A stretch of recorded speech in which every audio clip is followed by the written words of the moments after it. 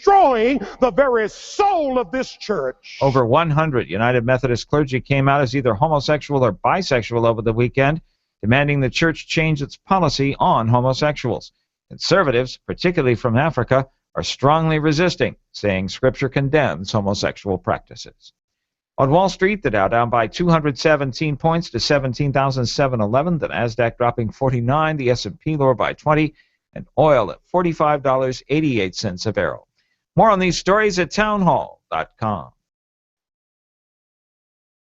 Attention business owners in need of cash. Business owners are finally able to get the cash they need to fund their business. Yes, you heard that right. If you've been in business for at least a year and deposit over $15K monthly in your business account, you could qualify for up to $100,000 or more in as little as 24 hours. Just call 1-800-400-3397. Equity's amazing new Get Cash for Your Business program is so effective, it virtually eliminates the need to look for any more capital. Business owners nationwide are receiving the money they need now to help grow their business, hire new employees, purchase equipment, or any other business reason with no restrictions. But hurry, this program won't last forever. Again, if you've been in business for over 1 year and deposit $15K or more into your business bank account, you could get up to $100,000 or more in as little as 24 hours. Call 1-800-400-3397 to find out how. That's 1-800-400-3397. 1-800-400-3397. Tonight! Sorry, the video was lagging. We're having all sorts of technical problems already. Where we're going, we don't need roads, although I'm not sure why you're going to Hollywood Studios anyway. Karnak the Magnificent is appearing in person for a rare video appearance, so ladies, try not to faint. And guys, you could stop watching Shanghai Bride videos. That'd be the polite thing. The writer of the animatronicans is here. Maybe he can teach Nick how to act. Oh, probably not. You've read WDW News today. Now you'll experience WDW News tonight.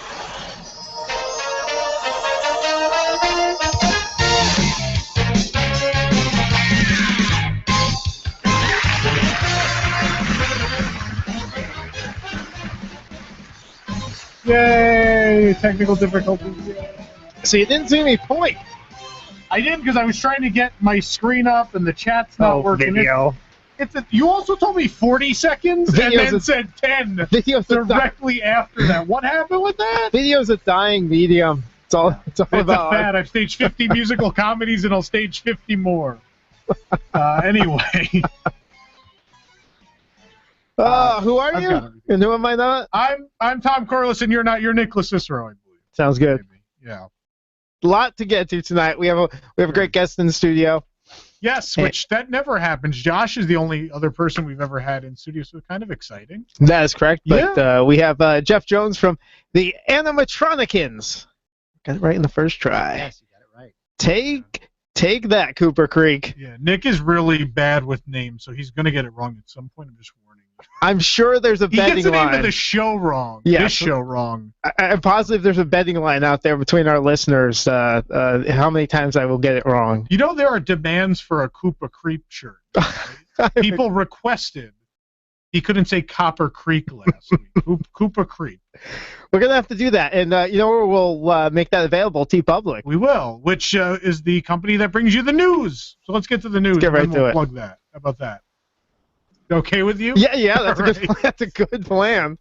I'm excited. This broke today with demolition beginning in earnest at Hollywood Studios for Star Wars Land. Plans are now underway to replace the World Drive vehicle entrance of Hollywood Studios with an entirely new entrance guests can utilize. That'll be off of Osceola Parkway. That's right, closing attractions and lands wasn't enough. So now the roads have to go to.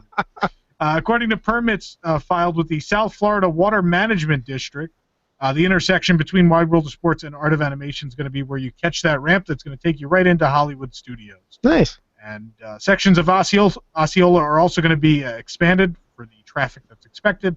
And no word yet on if that tiny little entrance on Buena Vista Drive will continue to exist or not.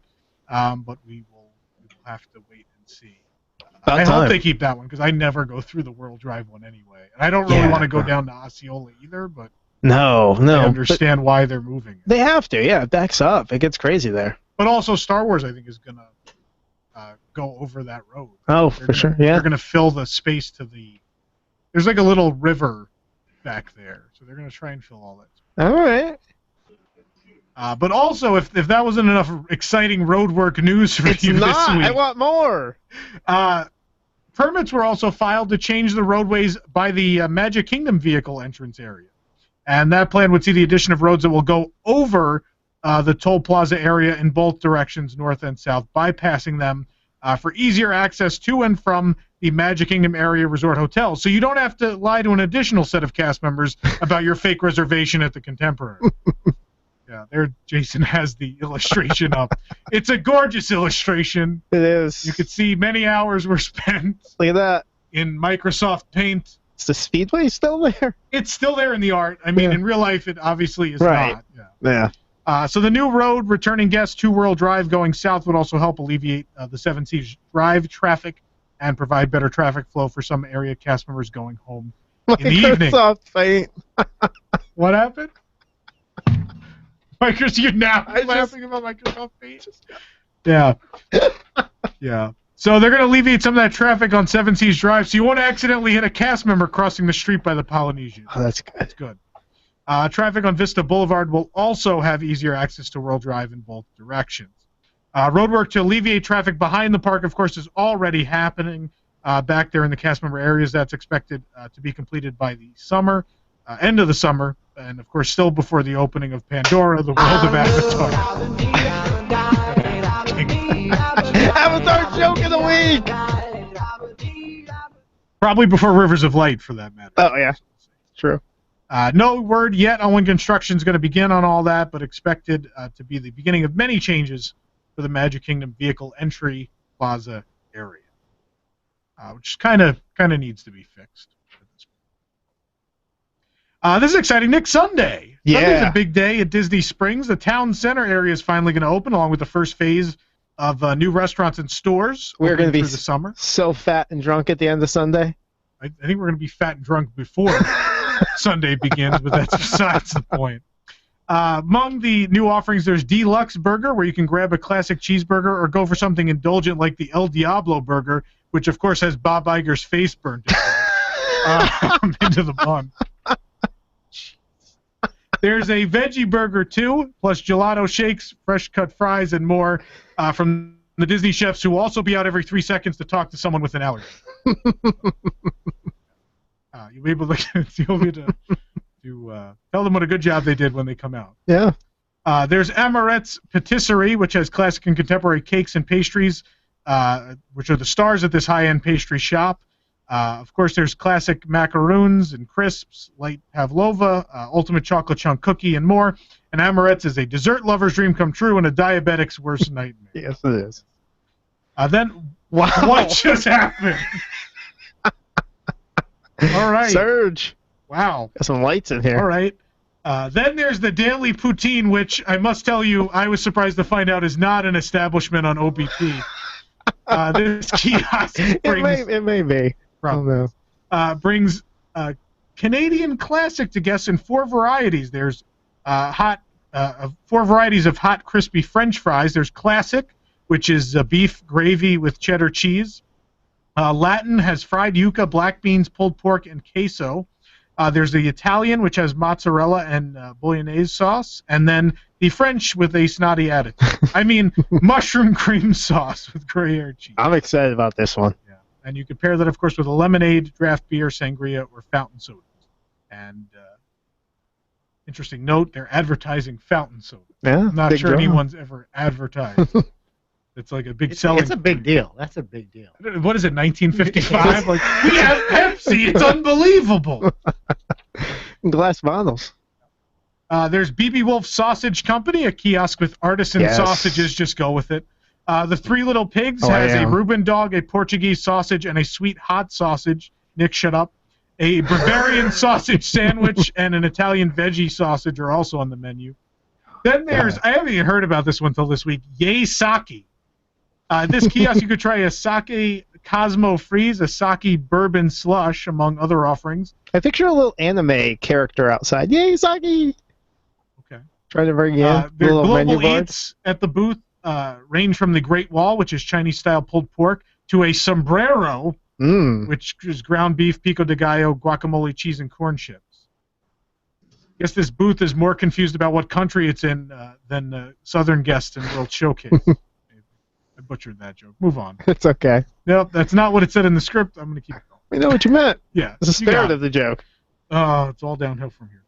Yeah. There's also Morimoto Asia Street Food, which is a new walk-up menu, which is going to offer sushi, rice bowls, bao tacos, snacks such as octopus, Morimoto sticky ribs, curry rice croquettes, pork egg rolls, and much, much more.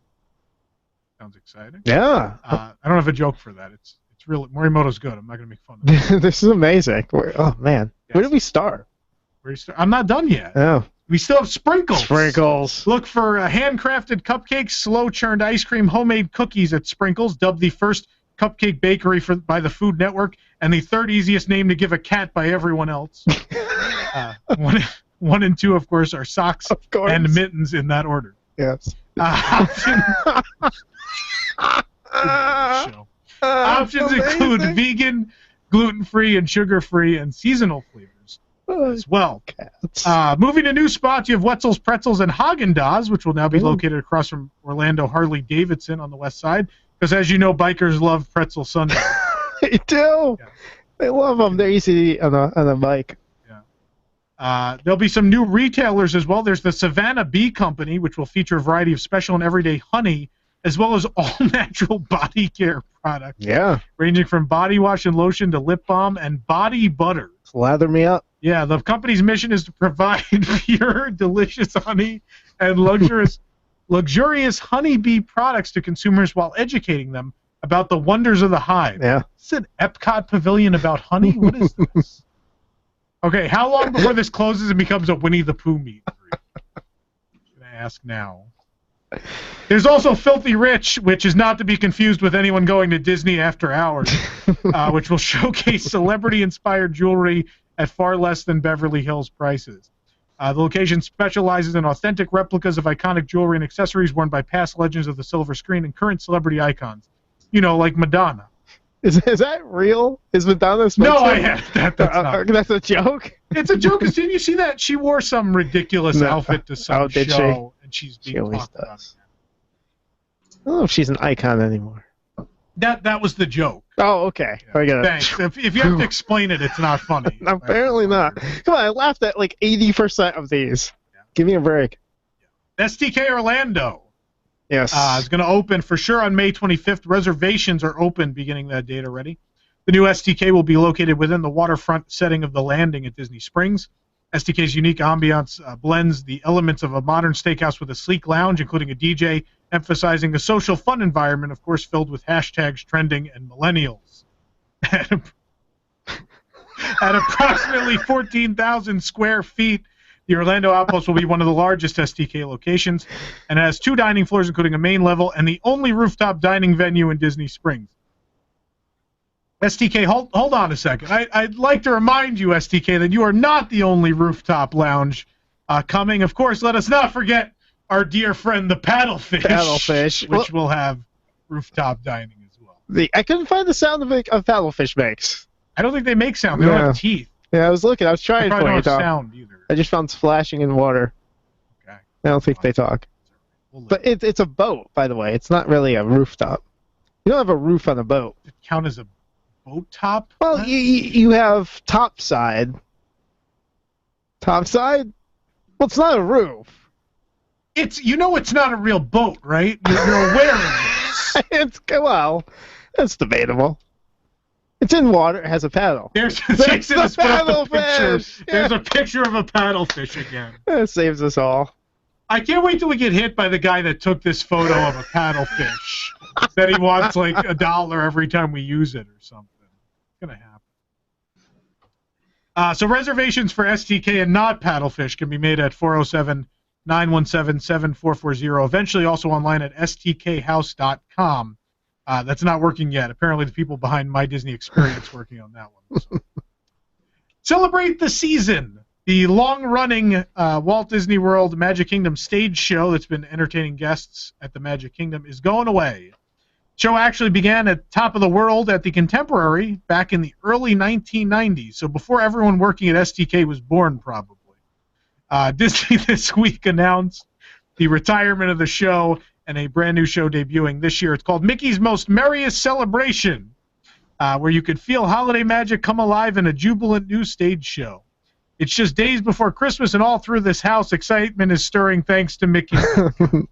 That's amazing. Mickey is thrilled that the holidays are here, and he knows that the only way to make this season more special is to share it with friends, preferably friends who spent $95 a ticket. So he's throwing a most merriest celebration and inviting lots of Disney pals and you to join. Minnie, Donald, Daisy, Goofy, and Pluto are dropping by dressed in their Christmas best. There'll also be Peter Pan, Alice and the White Rabbit, the Toy Story gang, plus Snow White, Dopey, Pinocchio, Jiminy Cricket, and many more surprise guests stopping by. The surprise is whoever doesn't get cut budgetarily. Thanks, Shanghai. Had to pay for that pirate ride, man. It's expensive. I'm sure it was. Yeah. The joyous performance is the perfect Yuletide treat to share with your family. You'll hear favorite characters ring and sing in the holiday, with more than a dozen delightful songs in all, 8 of them from Frozen. You'll witness the splendor of Cinderella Castle aglow with enchanting and ever-changing holiday illuminations, which may or may not be the name of a show at another park. And you'll feel the warmth and wonder of the season as this unforgettable performance is Christmas wrapped up in a sensational, snowy, show-stopping finale. Excellent. And that's the news, Nick. Nick, who brings us the news every week? Well, it's brought to you, Tom, by TeePublic. Don't forget to shop apparel accessories for Disney fans through WDWNT.com and TeePublic. Just head over to WDWNT.com. Click on the TeePublic link right there. You can shop for hundreds of designs for T-shirts, phone cases, prints, and more, including the exclusive WDW News Today logo apparel that Tom's holding up right now, and the original creation. Yep, such as the Hollywood Studios hard hats. That's the March Tragic team shirt, or the latest release. The California Bears, celebrating the Country Bear Jamboree Vacation Hoedown. Make the most of tonight's commercial breaks and head to WDWNT.com and start by shopping by clicking on the TeePublic link. TeePublic, an official partner of WDW News Tonight, Tom. It is. So I'm angry, so let's... Oh, yeah. Let's get on. I think we're both a little angry tonight, Tom. I have access to the entire curse word library. This new console is done. It's a damn poor mind indeed. Can't think of at least 2 ways to spell a word. No privacy. It's all around this place. I don't like sand. I don't like change. It was bad. It was awful. It was terrible. Get him away. Hey, boo! Boo! Nick, I know you're angry about a ton of things, so why don't you... I'm whittling it down to 2, Tom. Yeah.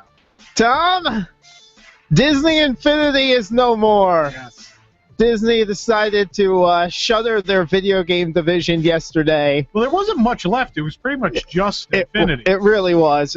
I guess they're going forward with mobile gaming, but the video gaming side of things is gone. That means Disney Infinity has found its end. And it is done. And you know I go on and on about Disney Infinity. I was just so proud that I had one of my toy boxes chosen. I was featured, Tom. You're famous. And now it is going to be no more as of, I think, the end of June, something like that. I don't even know how long they'll do online support. Who knows? But it's been one of my favorite video games for the past 2.5 years. They haven't announced when they're ending online support.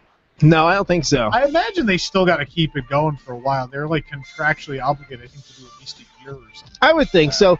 It's good and bad. I mean, I'm really upset because it is one of my favorite games to kind of play each and every week. But I can now move on to other games. I now have time for more Star Fox Zero and such. So that's that. Yeah.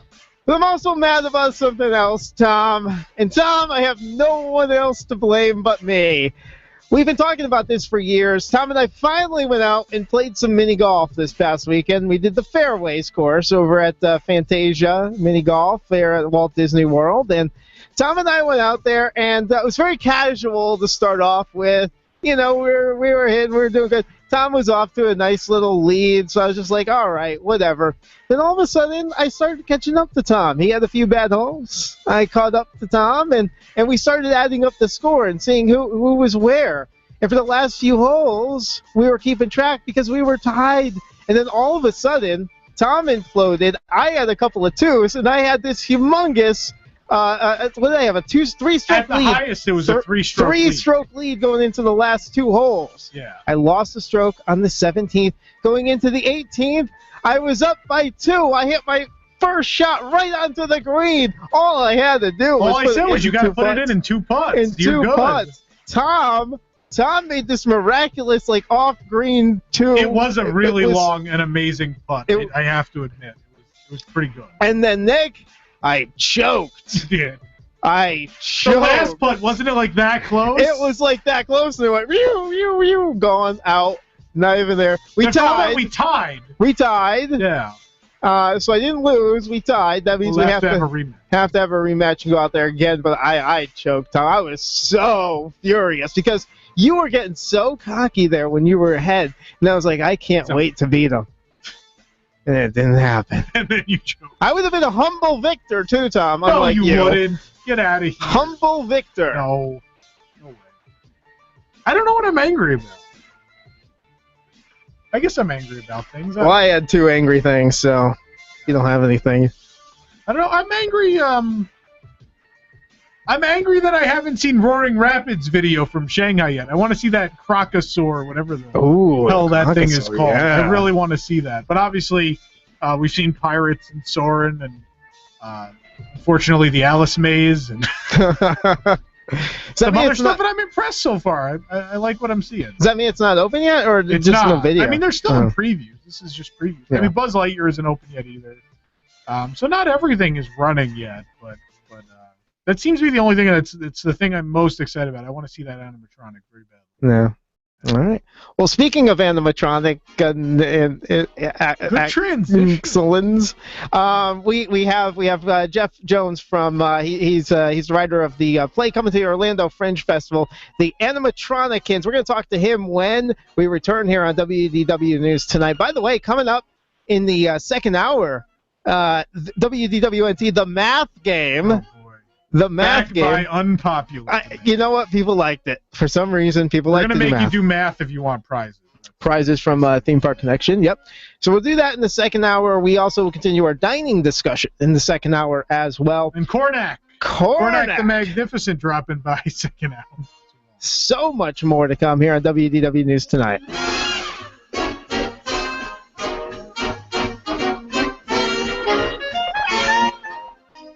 Dating as a single Disney fan can be tough. No one wants you to be our guest alone. And who wants to always ride? Single rider. That's why we here at WWNT made a brand new dating app just for Disney fans. It's called Fast Plus. We've had top scientists work on our algorithm. Their recipe for a perfect match is simple. If it moves and it's near you in a Disney theme park, it will show up on your feed. Rest assured that Fast Plus is working hard to pair you with your mutual attractions. Get it? Attractions. All you need to do is swipe left and right. It's so easy, even Tom Corliss is a frequent user. Frozen shirt, left. She's wearing a Harry Potter robe. Ooh, Horizon's hat. All right, that's a right. Favorite attraction is flying carpets. Left. She likes Everest in its current state. Ugh, left. I didn't know you could do that with a churro. Right indeed. Once you've met your match, you simply rate the attraction in terms of A, B, C, D, or marriage material, E-ticket.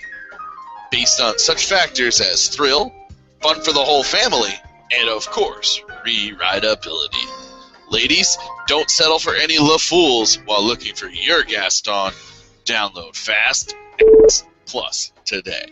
Seriously? Your profile picture has a shirt with a turkey leg stain on it? Left. Bald, bald, bald, fat, bald, fat, and bald. Oh, he's at the Frozen sing-along right now.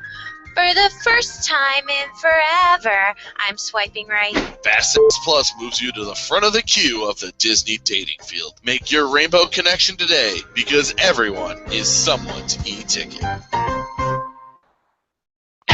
Do you have enough drinking water at home or work? For whatever life throws at you.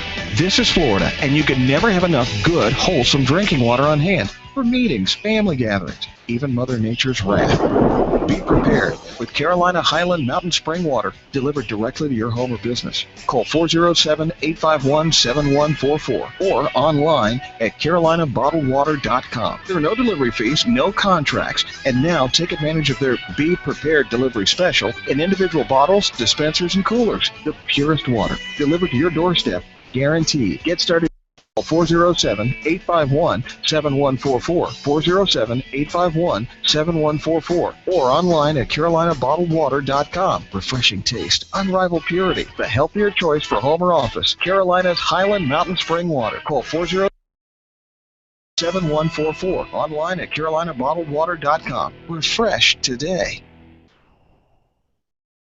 J.P. Morgan is now holding a record 55 million ounces of silver. Goldman Sachs and HSBC recently purchased 7.1 tons of physical gold. What do these fat cat bankers and mega money managers know that you don't? They're expecting another financial crisis, and over time, gold and silver win. Silver is trading below its production costs and is predicted to double by 2020. At Capital Gold Group, we offer gold and silver for direct delivery. Plus, our specialty is IRA rollovers for the ultimate in IRA security. Be one of the first 20 callers today to receive our free gold and silver buying guide. Capital Gold Group is A+ rated with a Better Business Bureau. So call now and see what investing in gold and silver can do for you. Call now, 800-430-7568, 800-430-7568, 800-430-7568. That's 800-430-7568.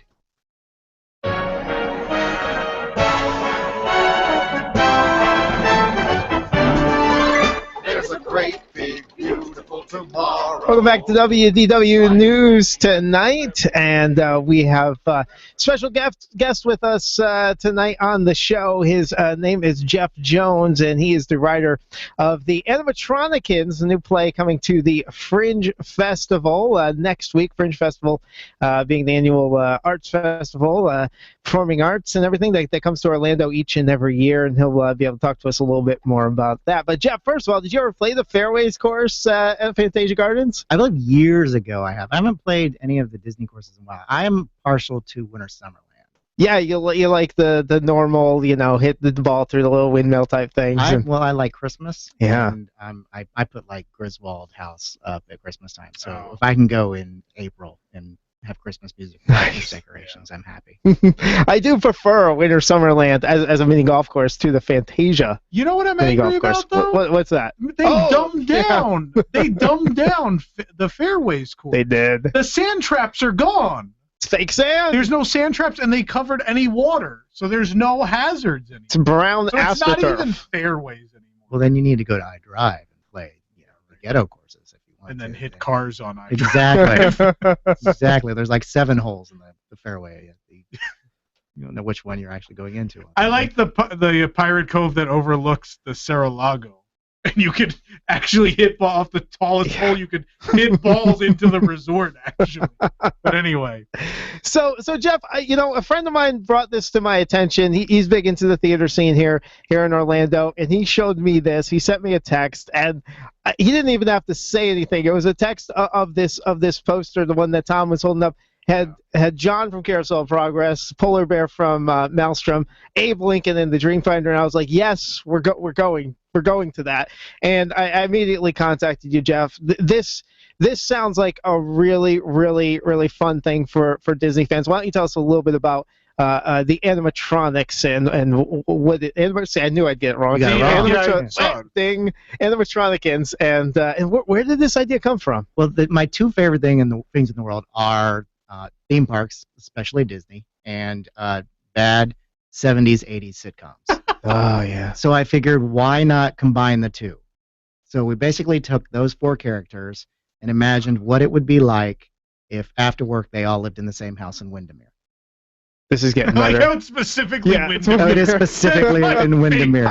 Well, you got to live closer. You got to live closer to work, really. It makes the commute easy. And oh my! Not just living together; they live together in Windermere. Windermere. All right. Well, it makes more sense than Winter Park. I mean, that commute would be rough. Yeah, so, but I mean, Dreamfinder's dressed like someone in Winter Park, right? Exactly. Anyway. First, I know there's some things you don't want to reveal here, but my first question is: Are they animatronics or are they organic creatures? Oh no, they're robots. They are. We're playing it as if they are mechanical. We're just unplug for the night, walk stiff-legged home, and prop your feet up and watch television. It's really what it is. That's amazing. It's the most ridiculous thing I've ever written. I've written about 6 shows for the Fringe, but this one's just really stupid. I mean, it's just silly fun, and I love the concept of bad sitcoms. I'm like, how could that be funnier? I mean, you take the models that they use, and I mean, like in that era of sitcoms of the 70s, the Three's Companies, you had the Golden Girls, they all had the same like premise. It's like, oh, there's a mistaken identity or something like that, where wacky hijinks ensue after something's going wrong or a misunderstanding of some sort. And like, well, what could make this even more ridiculous is, we have 4 robots, 2 who are rather bitterly unemployed, living with 2 that are kind of old has-beens. So it's comedy. God. It's comedy just unlimited in that So scenario. it takes place in modern day. So the polar bear and Dreamfinder are unemployed. Yes. Okay. And one of them's much more bitter about it than the other one. Okay. So. The polar bear. Do we find out how long they've been living together for? Yeah. Oh, yeah. We set the whole thing up. It's very educational. There's a lot of research that went into this silly little piece of fluff. So where did this come from? Were you just sitting around one day thinking, like, imagine if these guys walked around outside the parks when we weren't looking? No, it's a friend of mine who's actually in the show, Josh Siniscalco, who is playing Abraham Lincoln, played Lincoln in another Fringe show where he did like their pre-show announcement as an animatronic Lincoln, and he nailed it so ridiculously funny that everybody remembers that. So I was talking to Josh one day, and I was like, well, what's an idea if we do more of these characters all in the same scenario? So we kind of went around, what iconic ones can we pick? And then one random bizarre polar bear that is in a ride for like 30 seconds that nobody even would remember was there, and put them all in the same scenario. And what would make it ridiculous is, okay, it's a sitcom instead. Oh, you're talking to the audience that remembers it. See, I was going to say the polar bear to me is ingenious, because I think more so even than the 3-headed troll, I hear people say, well, I hope the polar bear's in Frozen Ever After. I hope so they does the found a polar place bear. for the polar bear. So does the polar bear. Trust me, he really wishes he's going to be there, but he's not. I hope he's not, because then the show is pointless. Hopefully the run concludes before the opening of Frozen Ever. We all know that they skin the polar bear and put the marshmallow fur over the top of him, because that's how Disney does it. Yeah. So what happened to who was that? Big Al became Oogie Boogie at Disneyland.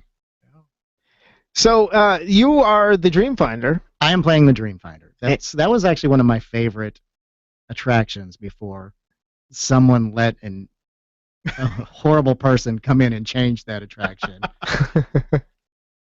So was the Dreamfinder out of like a need that you wanted to play the Dreamfinder, so he was going to be in this? Or? I just think it's a fun character. I mean, him and Figment were the icons of Epcot for 20 years, and then they were just yanked out. And they took part of the soul out of Epcot when they changed that attraction around a little bit. And but I just loved that ride. I remember going on it as many times as I could, and then that first time once they reopened after being closed, it's like, oh my God, what did they do to this thing? And I still say that whenever I ride it now, but it's like, I loved that ride, and that's just, I imagine what would he do if he now has access to the internet and Tinder, and we'll see what's going on in his mind now. Stop it. I kind of took the 4 of them, and in a way, some of them kind of line up to a Golden Girls character in a way, to get that 4 people living in a house scenario going. So I'm not going to say which ones line up to which character, but they do kind of mirror that scenario when we're putting them with what their actual personalities are. Is the redhead from Pirates on Tinder? She should be, because the Dreamfinder's always looking for some dates. So he's always out there looking. So we know some childhoods are going to get destroyed. Maybe a little bit, maybe. Well, that's the thing. When I said, my friend showed this to me, and I was like, yeah, we need to go to this. We're going, and I'm going to talk to Jeff about coming on the show. And he was like, you do know that a lot of this is probably going to be poking fun at Disney. And I was like, you know what? looking at this poster, I have to think that like there was a lot of love of Disney put into this too. And talking to you, it seems like you have that, and a lot of love and detail went into this. It's more love for Disney. I mean, there's not a lot of poking fun at Disney itself. It's poking fun at the situation of a sitcom. Yeah. It's more of that, and these are just happen to be characters. There are some references, of course, with everything Frozen. I mean, you can't do a show without doing that. And that's the only reason Polar Bear's there, just because he's got to be bitter about something, and Anna and Elsa are in the way. But yeah, it's really just it's really a tribute to Disney. I think it'll be a lot of fun, and it's not just Disney. I'm gonna say right now, not all theme parks are not safe in this. So there's a lot of animatronic characters from other theme parks that are no longer employed either. So they might be. So they're more animatronics. Oh, than there's before. some cameos. Oh, okay. Yeah, there's some other cameos that might be in there, and some other Easter eggs hidden for true Disney and theme park fans. Oh, that sounds fun. You don't want to reveal any of the cameos? No, can't get you. How did John from Carousel Progress make the cut? He's kind of the last one we didn't talk about there. Oh, I think that's one of my favorite attractions at the Magic Kingdom. It's people make fun of it, people joke about it. It's one of the things I do every time I'm there, and I'm waiting for the day that I get to go in there with just my friends, so we can have our Mystery Science Theater 3000 version of the Carousel of Progress. Because there's so many jokes that you make during that, and everybody has them that they say them to their head, or they lean over to somebody next to them and make a joke about things that are said in that. But it's just, to me, it's amazing that ride, that show has been around for almost like 52, 53 years. Pretty much mostly unchanged for the most part. I mean, they've changed a few things around. They've changed the songs and they changed some of the story, but for the most part, it's the same less stuff. Sexist. But It is slightly less things like sexist. that. Yeah. The early version is there's a couple lines here and there where you realize, all right, women's rights kicked in the second redo of the ride. But there's still some things that make absolutely no sense to me. And it's like there's the wallpaper thing where she's hanging wallpaper and he made a paint mixer for her. Why what is she painting? She's hanging wallpaper. Yeah. So yeah. Or the young girl that vanishes that's only in the first scene. Their third daughter. Their third daughter who dies of scurvy or something at the turn of the century. Probably dysentery based on the time. Or she got hit by a newfangled trolley. One of those things. I miss that girl. What happens to her? She never grows up. She doesn't. Now, is Abe Lincoln? Is he aware that there was the real Abe Lincoln and he's modeled after him? Oh yeah, they know exactly. Yeah. They know what they are. They're aware of it. And, Yeah. And I mean, Lincoln has conversations about the people he works with. I mean, he works with 43 guys all day long, and he's a little bitter about some of them as well. You know, they have potlucks at the Hall of Presidents every now and then, and some people don't bring stuff that they're supposed to. So. Oh, that's amazing. That's good stuff.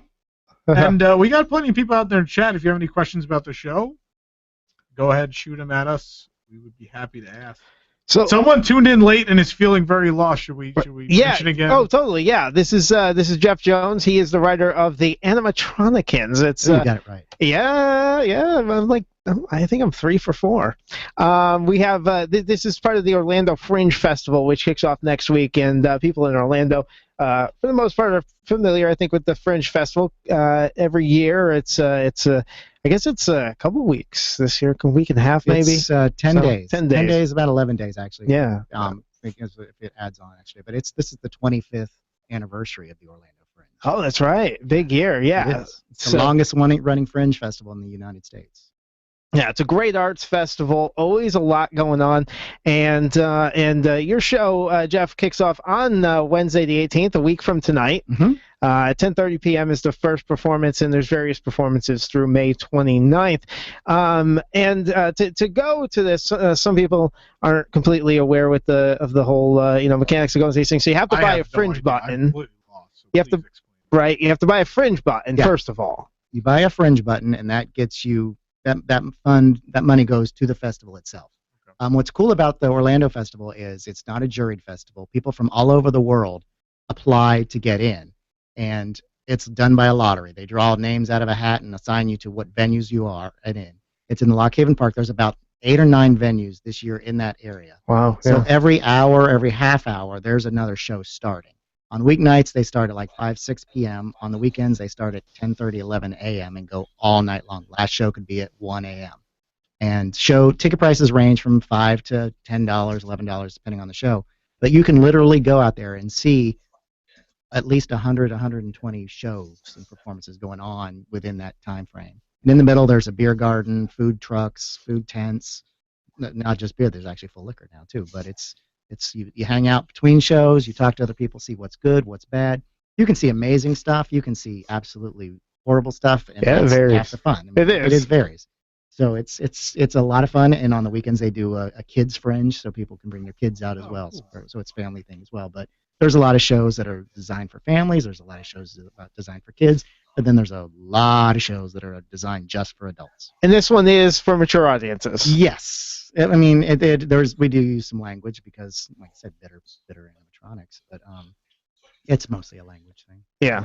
Yeah, and so I believe the way it works, right? You just have to buy one Fringe button. That works the whole festival, right? And that covers you for the festival, but each individual show you need to buy a ticket. Right. So, yeah. And tickets for your show are $11. They're $11. And you can buy them in advance. I know, and I do recommend you do that if it's a show you really want to go to. Yeah, they do sell out, especially on the second weekend. Once people start talking about what shows are good, and then everybody seems to go on Memorial Day weekend, which is the last weekend. All shows start selling out. So yeah, some of the venues are as small as 50 seats. So I mean, you really do need to buy tickets in advance because people do get turned away. And the thing is, if you've never been to Fringe, this is the most important thing. If you have a ticket, you have to be on time. Because once the show starts at their actual time, the doors shut and nobody else gets in. Yep, that is important. So OrlandoFringe.com.org. Do not go to OrlandoFringe.com. I made that mistake. There are anime characters and Chinese Are writing. Are they selling Mexican and Japanese food? Yasake! What's the correct? Give people the correct URL again. It's OrlandoFringe.org. Okay. .org. Make sure you do .org. It's scary stuff over there at .com. You know how many people in our chat now went to .com. They're like, I gotta see this. I'm going there right now. What are you talking about? He's on his phone right now. I'm gonna pull it up to see. Of course they are. Can I just say something? I think it's fantastic that this is mature content. Because we kind of do a little. This show obviously is a little more PG because we're on the radio, but I've kind of at times tried to do more mature stuff because they're adult Disney fans, and I appreciate the fact because everybody's so plain and vanilla and wholesome. No. You know, there are adults with senses of humor that like Disney, and I appreciate. And I'm coming to see them. Well, look at how upset everybody got when Disney passed the policy that nobody over 14 was going to be allowed to dress up in costumes for the special events. They backtrack on that since, but when you go to like Not So Scary, there's more adults there dressed in costumes as adults just hanging out than there are kids dressed in costumes. So there's definitely an over 18 Disney fanatic that's out there. And but I love that this is raunchy humor for people who love theme parks. Yeah, it's what they would actually be like if they were real people living outside. Living in Windermere. Yeah, living in Windermere. They're not as snooty. Not as snooty as when development in Windermere. No, they don't. Okay. Not near Tiger Woods or anything like that. At least they're not on Vista Way. I mean, it could be worse. Well, nobody wants to be there. Does Dreamfinder get a nice pension or anything from Disney? He does. Good. He actually does because they still use him. They rent his dragon from him, so he's got to pay him. So does Figment live there with them? No, he still works. Okay. Yeah, Figment still works. Yeah, he still works. Where does he go at night though? He has to have a home, no? They might have a cage for him. I don't know. Okay.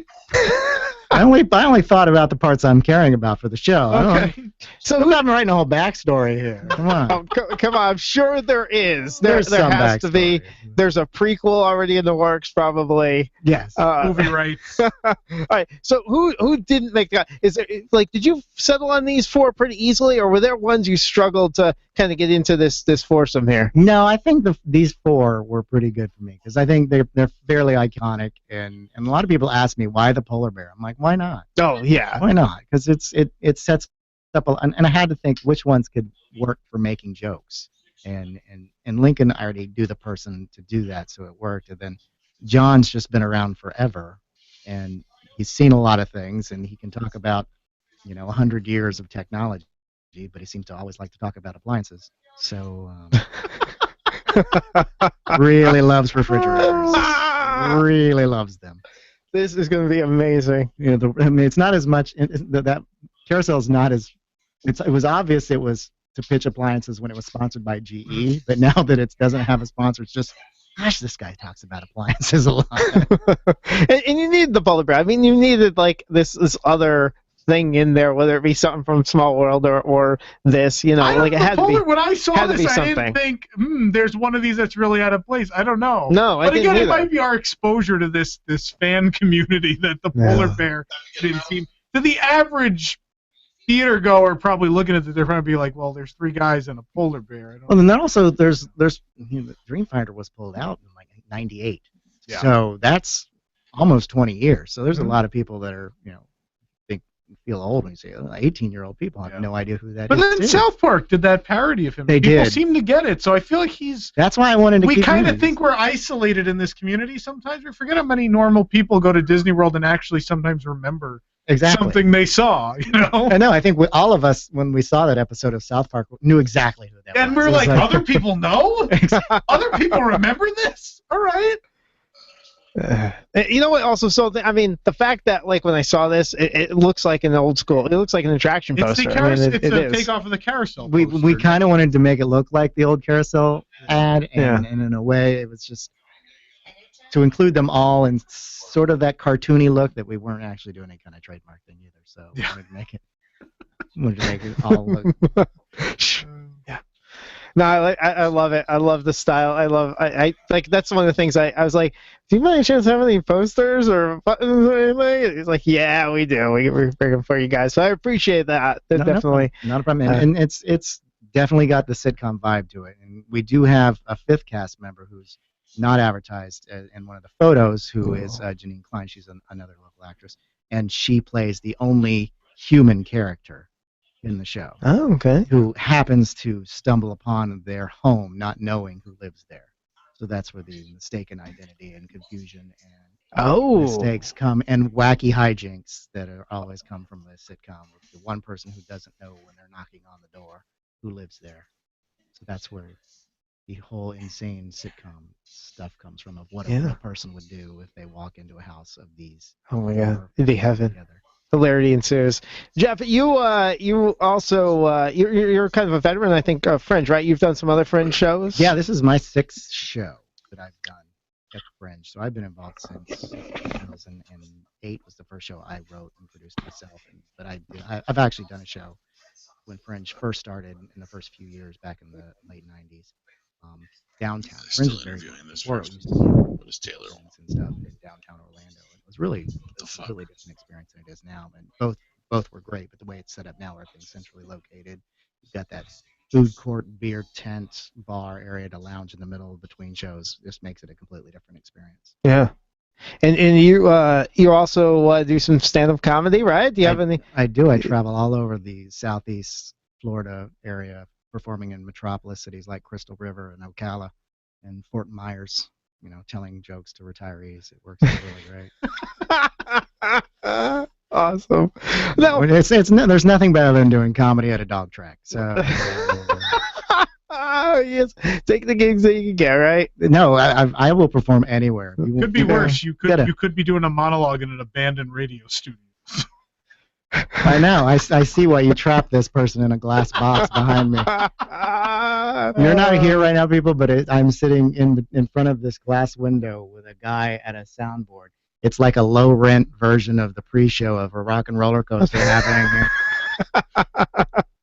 here. Nice. Steven Tyler might actually walk in there. I don't know, though. It is possible. This is radio. So he's been known to hang around. No, he hasn't. Or just an old lady. Now I want to come in one day and film a fake rock and roll coaster pre-show through that window. I'm surprised you haven't thought of that. That's what I thought as soon as I sat down. No, it's gonna have to happen. No, it's fun in here. It's a good time, and you're welcome to stop by and tell some jokes anytime you'd like. You hear, you know. No, I get paid to do that. I generally do that. I do that for the money. So Nice. So the animatronicans. I almost got that again. Yeah, I know. I almost got it so slow. I almost said animatraricans. I don't know why. But anyway, animatronicans. After this run, I mean, is there any vision for it to go anywhere else besides past Fringe? I don't know if it could play anywhere other than here. I think it's Orlando, definitely Orlando driven and Orlando based. Mm-hmm. I mean, other cities may not get it unless there's some hardcore Disney fans that would go out. It's town. very unique in Orlando, and just some of the references and the local references with it, especially being in Windermere. If it gets good reviews or something, is it possible it can be in other venues in Orlando? I mean, shows have had life after Fringe. Actually, a show that debuted, I think it was in 2010, 2011. It was originally called, I don't know if I can say, Bitches at the Kingdom. Sure. It was two guys Let that wrote one it. go. You get one free. That was the title of it, and but it eventually was redone and played on Broadway and off Broadway as Disenchanted. Oh yeah. So yeah, that actually was written by two local guys that started it at Fringe about the Disney princesses, of what their life was like, and them singing songs based on their stories and what it would be like if they got to tell their side of the story. Oh yeah, when was that? I think it was in Orlando. I think it was 2010, Okay, 2011 when it debuted here, but it's gone on and it's being done all over the U.S. and regional theaters are licensing the rights to do that show. So I mean, there's a lot of stuff that comes out of Orlando that moves on to bigger things, especially even at Fringe festivals. Yeah, that one sounds familiar. So again, the animatronicans running at the Fringe Festival starting next week, a week from tonight. 10:30 p.m. is our first show. Go ahead to orlandofringe.org to get your tickets. You want to talk a little bit about the rest of this cast? I mean, you have these four talented actors here. Yeah. And a known director, I guess that's done a lot with the Fringe Festival. Yeah, Michael Wanzi. If you're a local Orlando person, you would know the name. If you've seen last year, he did The Lion Queen, which was a complete spoof of The Lion King. That one is basically, he had the Disney. He's a big Disney nut too, so he loves the show. So it was a spoof of The Lion King, the Broadway version, the version at the Animal Kingdom. So he kind of just spoofed that entire thing. It's myself playing Dreamfinder. I said Janine Klein, who works at several of the parks in Orlando as well. Doug Bowser, who is a local actor who is on another radio show doing a movie review with Wanzi. And then you've got Josh Siniscalco playing President Lincoln, who also works at other parks. He was, I think, the usher at Halloween Horror Nights, and you can see him at Universal as well. And then James Keaton plays the polar bear, who is also known, and a lot of theme park people will know him as Jack the Clown. Yeah, that's cool. Yeah, that's cool. So a lot of fun, great cast. If you want to stick around, Jeff, you can. We're going to play the math game. Are you going to tell more jokes? Me personally? Yeah. We might attempt some. We're going to attempt some. Yeah. Is that? I might think about it. Is that a deal breaker? Can we turn your mic off? Maybe is that an option? Oh, is this like what did you tell him to No, man. I'm reading from the script he handed me. Out of he handed me a script. This is rough. He handed me a script to read from. This is rough. All right, fine. I'll hang out. Cool. We got Jeff here from the animatronicans here, and we got you guys as well playing the WDWNT, the math game. We're looking for some contestants Please to play. Stick around. I promise there's more than math coming up. It's good. It's WDWNT, the math game. You get some great prizes from Theme Park Connection. We'll give you a rundown on the rules when we get back. But if you want to play, you give us a call, 407-774-8255. That's 407-774-8255. We also have Karnak. Yeah, people in the chat just ask, is Karnak coming? He's coming. He's outside. I got to go get him. He's coming hour 2. Yes. Stay tuned. Are you worried about losing your home to foreclosure? If you've been threatened with foreclosure or received legal papers from your bank, you have approximately 30 days to respond. If you do not respond, you could lose your home. You have rights. Act now to protect your rights. You can stay in your home. Many times you can even modify your loan. The bottom line is you can get past this, but you must act right now. Call National Foreclosure Defense right now at 800-989-1838, 800-989-1838. If you've been served by your bank and you're worried about losing your home to foreclosure, now is the time to fight back and save your home. Time is limited, so call right now. 800-989-1838, 800-989-1838. Call the professionals at National Foreclosure Defense right now. 800-989-1838.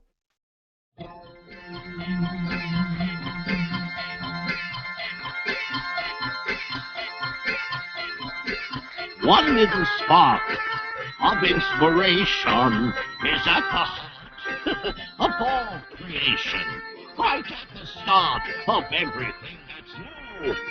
One little spark lights up for you. Oh, hello there. So glad you could come along. I am the Dream Finder.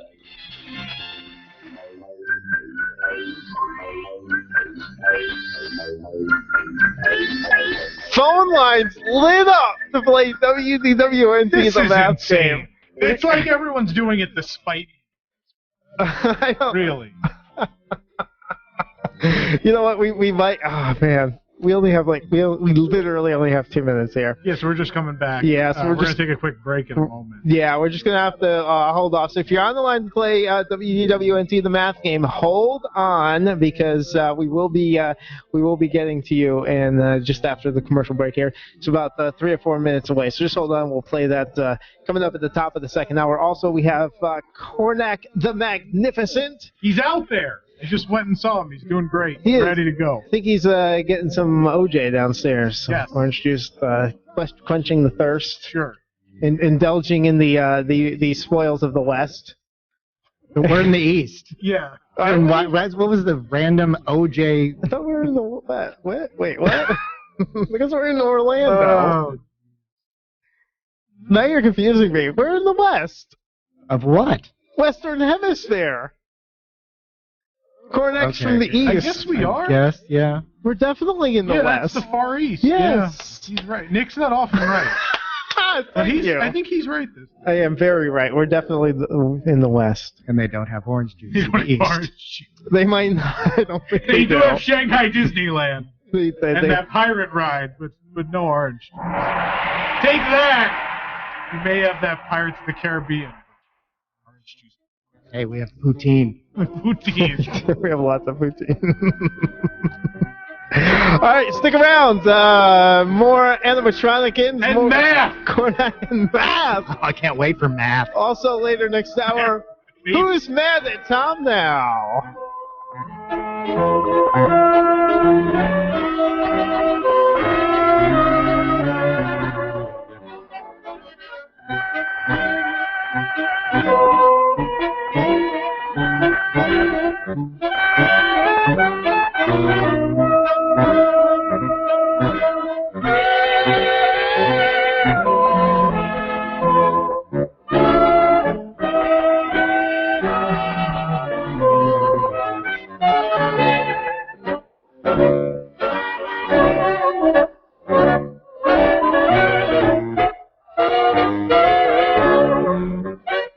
Celebrating 50 years as Apopka's hometown station. 1520 WBZW. Apopka, Orlando. Community events, financial news, weather, traffic, and more. A service of Salem Media Group. Breaking news this hour from townhall.com. I'm Keith Peters.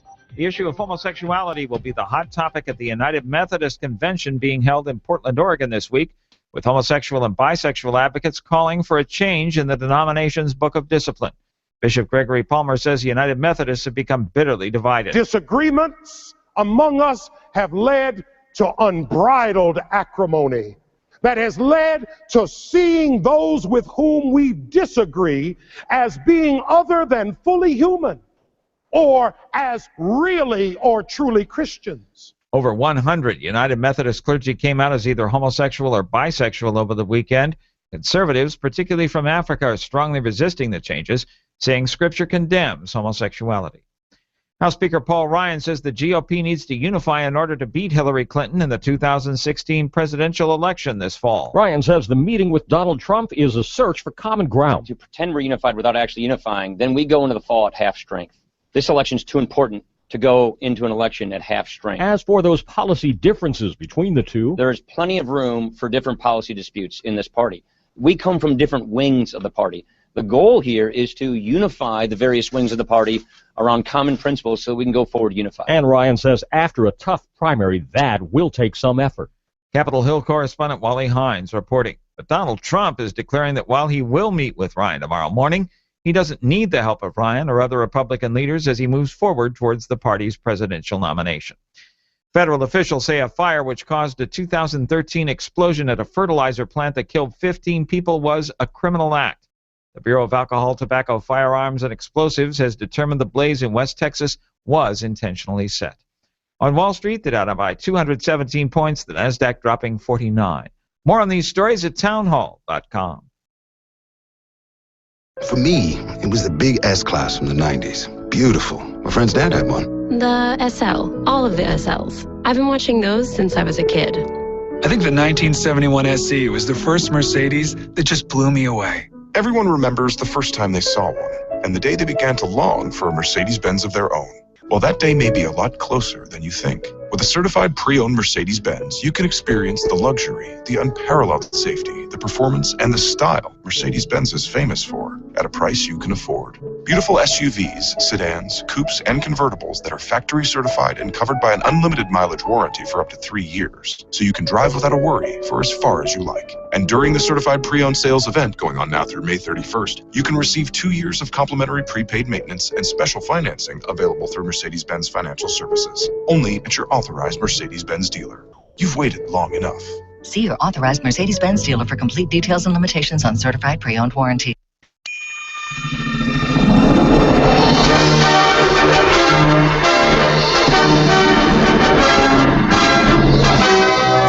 Welcome to Hour 2 of WDW News Tonight. We're live on AM 1520 WBZW in Orlando, also live at listen.wdwnt.com, audio and video streaming. Of course, a thank you to those of you watching this later on YouTube or on-demand in audio as well. Don't leave anybody out. Next week on the show, May 18th, we're back with another live episode. We're going to be we're going to have live audio audio we're recording this Sunday at Disney Springs. We're going to go try all of those new restaurants. Oh my God! May God have mercy on our souls. On their guts. Yeah. And that half Japanese, half Mexican booth. Try that out. And as well, poutine. Have poutine. Oh, Yes, I'm lots all of into poutine. I will be all up in that poutine. And that sounded that would be a first for you, Nick, wouldn't it? Anyway, we haven't gotten the Karnak yet. Disney Parks Pursuit going to be back next week as well. That's our insane game that combines your knowledge of music, locations, food, everything at Disney Parks. Yes, pretty much. It's pretty intense. So that's back next week and much, much, much more. But tonight is the math game. Well, let's plug our sponsors. All right, good sponsor. That you always skip over in the script. I don't always skip over it. WDW News Tonight is brought to you by Magical Travel. Magical Travel is an authorized Disney vacation planner, is always ready to assist you in making your next trip to the Walt Disney World Resort, Disneyland Resort, or aboard the Disney Cruise Line even more magical. Right now, you can awaken summer and save up to 30% on rooms at select Walt Disney World Resort hotels for stays most nights, June 12th through August 25th, 2016, when you book by June 10th, 2016. Plus, you get that exclusive Awaken Summer BB-8 graphic Magic Band when you upgrade to a room and the theme park package. For more information on this special offer and many more, visit magicaltravel.com and book your next Disney trip today. Someone just asked for the phone number again. It's 407-774-8255. Try to get in.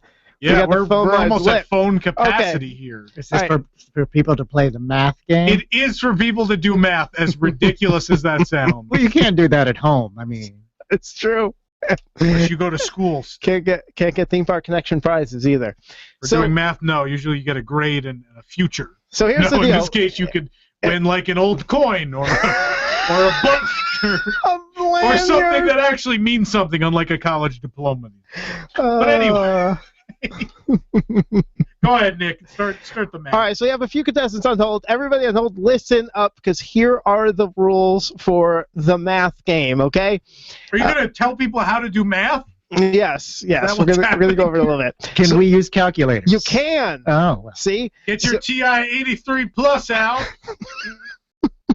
Don't start playing with the games that you installed on it. Hack it. All right, so you could use calculators. You could use your smartphone. You could use your computer. I don't care what you use. You could use your old encyclopedias. You could use, written notes. You could use old park guides.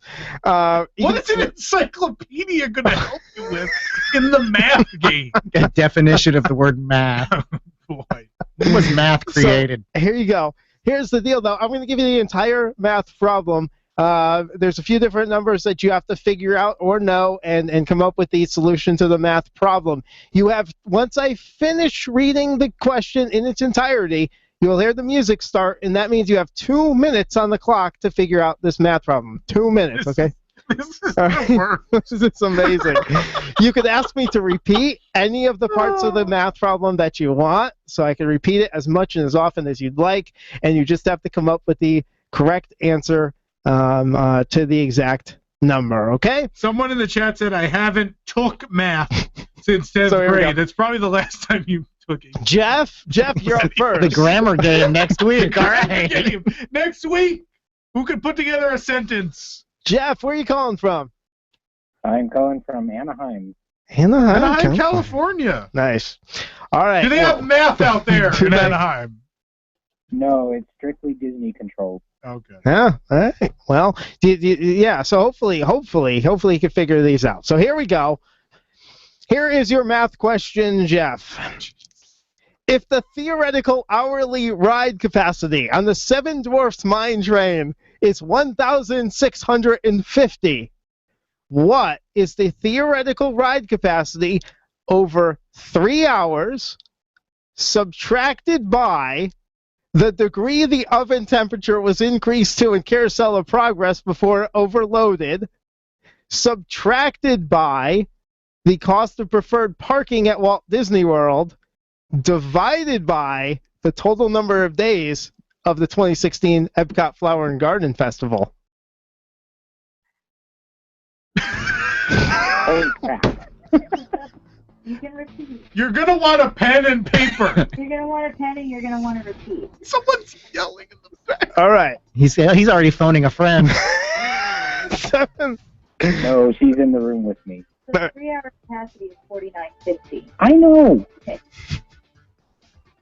Just go with the number he gave you. I agree, but go with the number he gave you. How does this show exist? How does this happen? We come back. And if he gets it wrong, people on hold can start working this problem. If he gets it wrong. Did they hang up, the people on hold? No, they're still there. They're still there? Okay. All right. So, we got the mine train hourly capacity at 1,650. What is its capacity over 3 hours, subtracted by the degree the oven temperature increased into Carousel of Progress before it overloaded, subtracted by cost of preferred parking at Walt Disney World, divided by total days of this year's Epcot Flower and Garden Festival?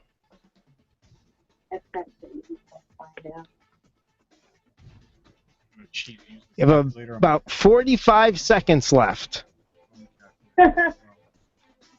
Okay. All right, so March 20th to May 30th is the Flower and Garden Festival. I know. So that's 30 days in May. They can hear you. I'm telling you, psychologists are going to start studying this show. We can, and it makes it all the more fun. I know. I'm grateful that we can hear whoever he's talking to. So it's 42.90. 60 days with March. All right. 29. Is that time just ran out? Is that going to be your final answer? I see you're still figuring stuff out. Yeah, 42.90 is going to be my answer. 42.90. Wow.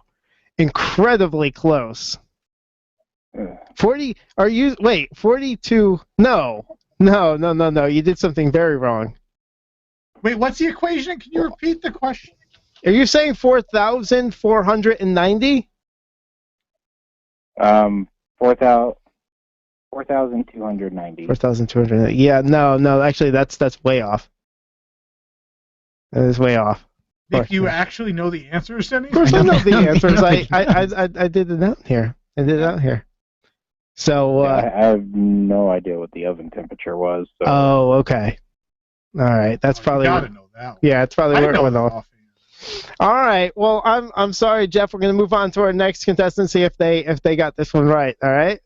All right. Thank you, though. He's so annoying. All right. The best.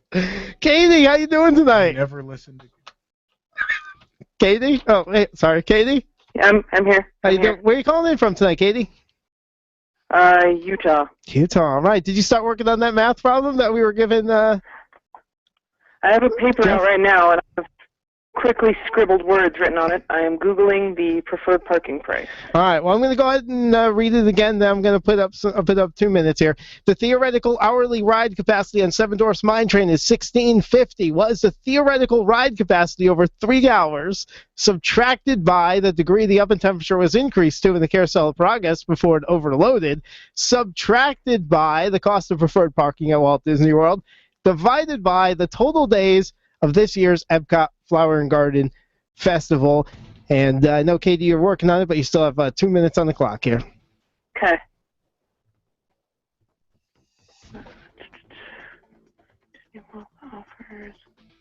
I think I'm extremely wrong. Do you want me to put it up on the screen for you, Tom? Yeah, you can. You can give me that. I just wish I knew the temperature heat. One of your numbers is wrong. It is not. That's not the price of preferred parking. Is it not? No. Oops. If you're an annual pass holder, that's the price. Oh. Ooh. Uh-oh. Interesting. So let me get this straight. Number one, I allowed you to do the math game this week. Number two, you then got the first problem wrong. It's technically right, sort of. If they get that, how could they get that number? That's not correct. They can't. I wonder if Jeff was right. Jeff is probably right. I don't know. That was pretty far off. So why don't we stop the clock? Because he can't get this because your number's wrong. Understand. Can I give you the correct preferred parking price? Yes. It's $35. Okay. $35? $35 is the parking price. We're killing this question, by the way. This question's done. I'm gonna see if Nick can play the math game at this point.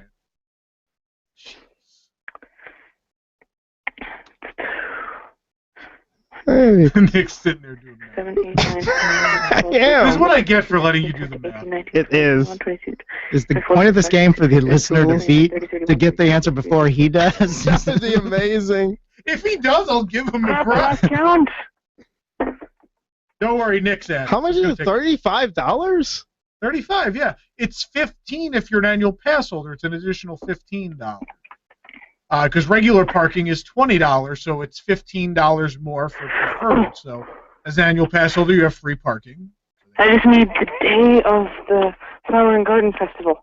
How much time do I have left? I don't care. He stopped the clock. We've got about 2 weeks. Oh, thank you. Okay.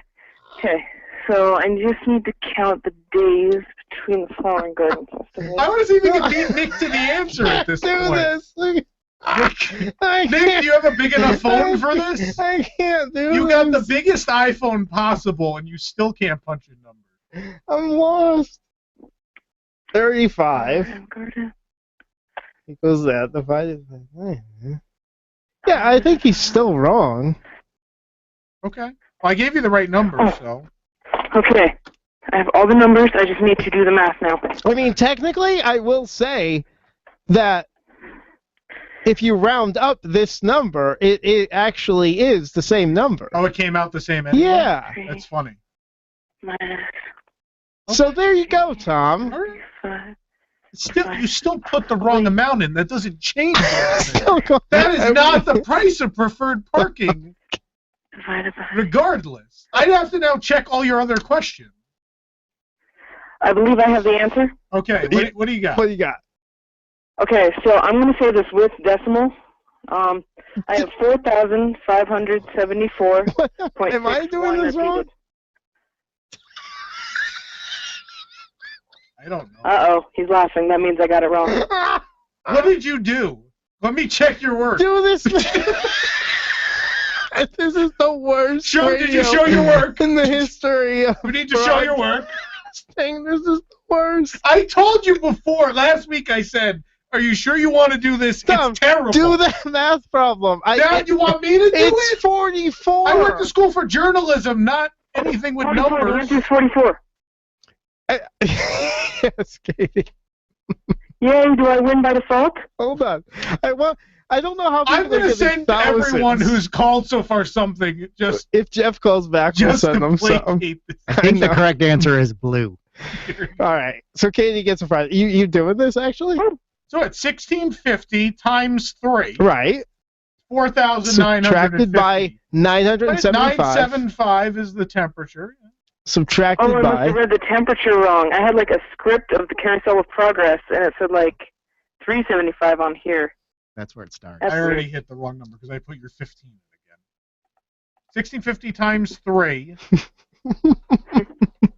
minus 975 minus 35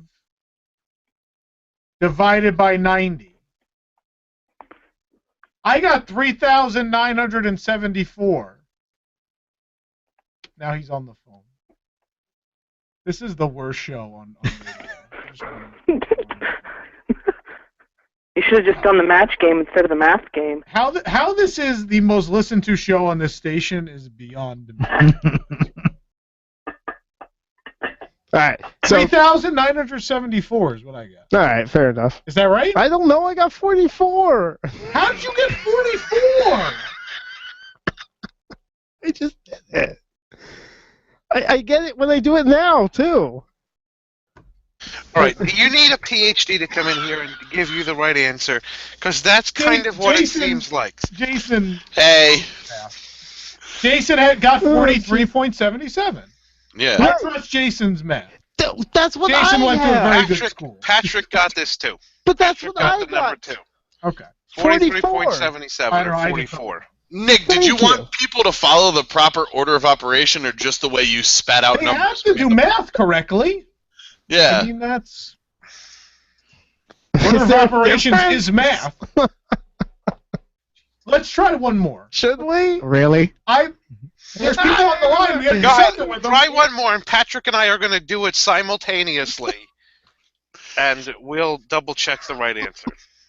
Hey, Cole. The number of listeners has gone up. I don't understand. I don't get it. Because they're all. Can you believe what they're saying? 43.5. Thank you. It's 44-ish. Thank you. Somewhere between 43 and 44.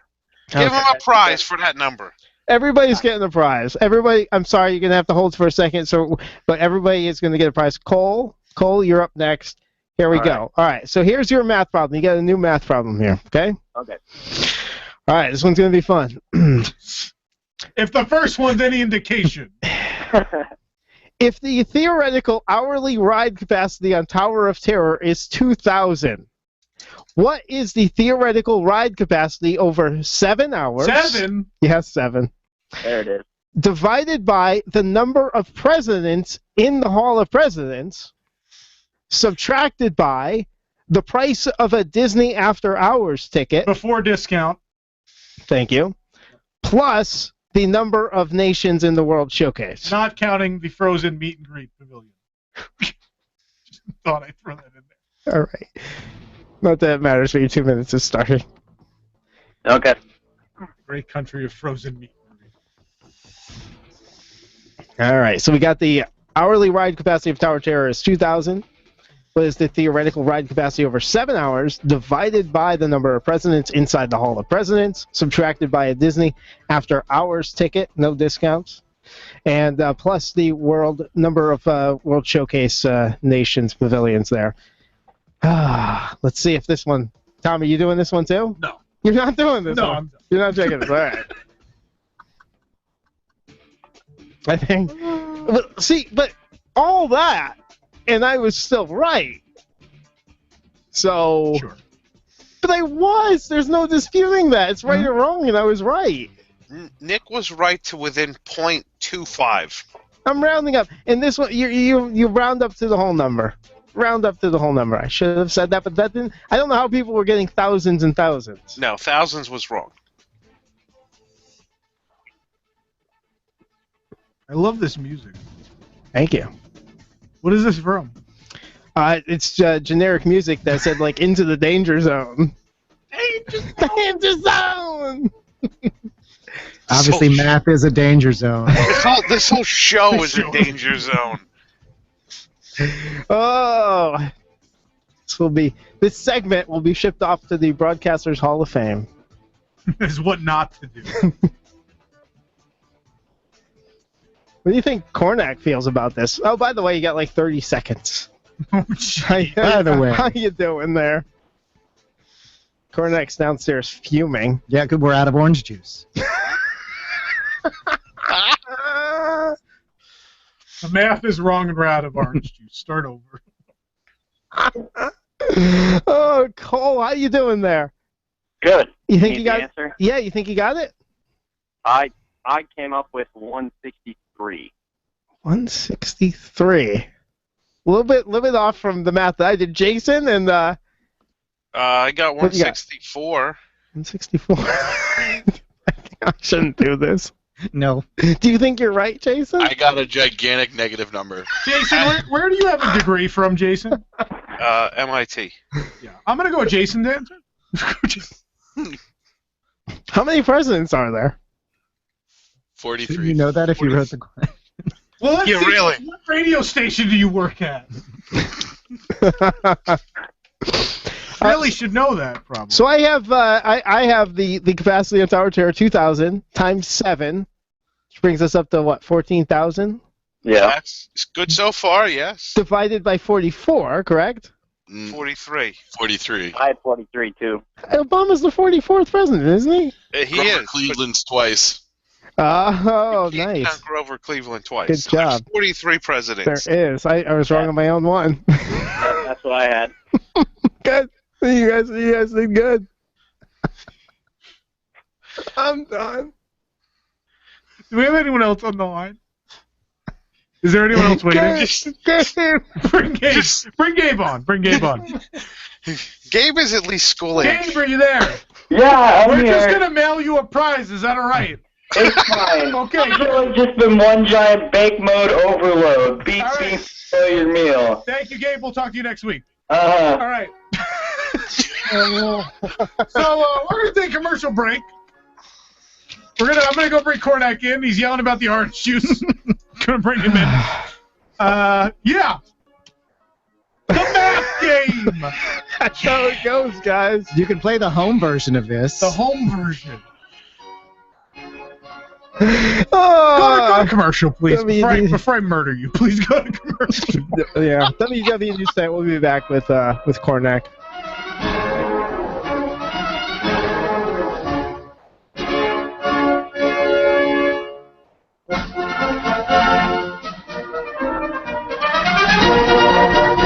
Jim, something wrong with your garage door opener? Nothing's wrong. I'm showing off my new smart garage door opener. A smart garage door opener? Yeah, I can open the door with my phone, turn off the lights. It's secure and easy. Jan loves it. We have smartphones, smart TVs, everything's smart, right? Well, most things. But now I have a smart garage door opener thanks to Florida Door Solutions. It's time to get smart with your garage door opener from Florida Door Solutions, featuring LiftMaster with built-in Wi-Fi that connects to MyQ. It works from multiple devices, plus adapts to home security cameras. You can even check your door status from work. It's the smart way to go. Florida Door Solutions handles all the top brands, from Clopay, LiftMaster, Overhead Door, and more. And they've got the reputation for doing the job right the first time, providing doors and openers to some of the biggest projects in Central Florida, like the new Orlando Fire Department. Wow, a smart garage door. Think smart, be smart, Danny, with Florida Door Solutions. Call 866-FLA-DOOR or online at FLADoor.com.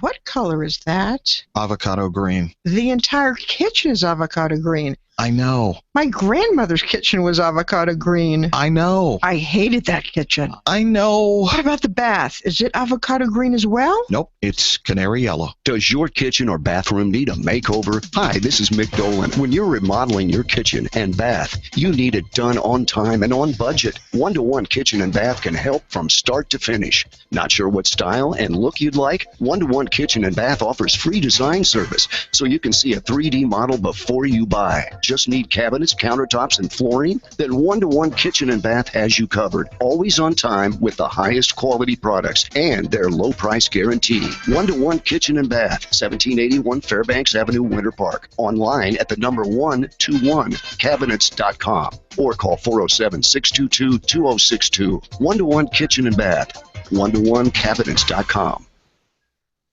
That we here highly resolve that these dead shall not have died in vain, that this nation, under God, shall have a new birth of freedom, and that government of the people, by the people, for the people, shall not perish from here.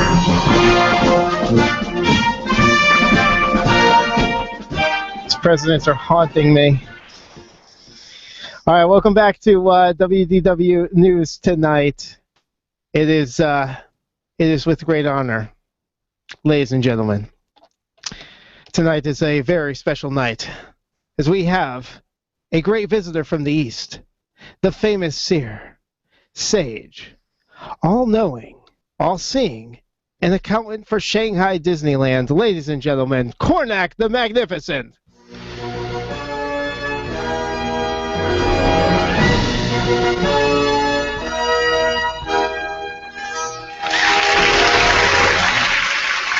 Thank you. Welcome, O great Karnak. May you be overpassed like World Drive. Thanks. Yes. Karnak, now in my hands, right here, I hold a stack of hermetically sealed envelopes that have been stored in a pickle jar at the Tower of Terror, not at the bar area. Since noon today, no one knows the contents of these envelopes but you, in your incredible divine way, will ascertain the answers without ever before seeing the questions inside these envelopes. Is that correct, sir? Indeed. Anyone can plainly see that these envelopes are sealed.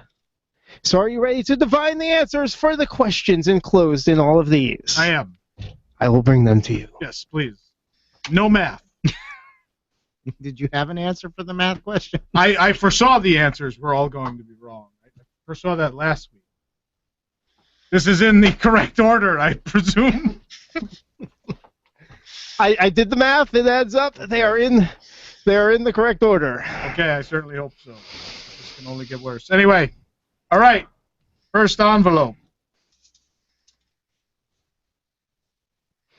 2 years and 9 months. 2 years, 9 months.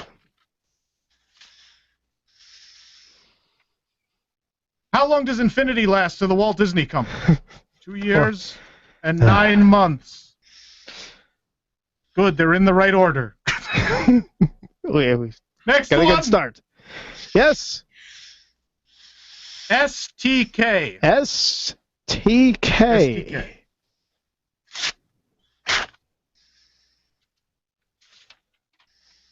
What state do fanboys usually leave the seats at Carousel of Progress in? Correct. Sticky.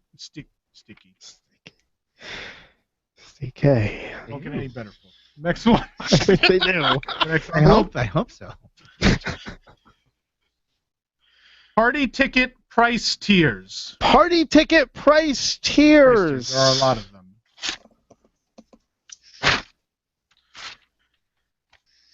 What are most Disney fans wiping off of their faces? Oh.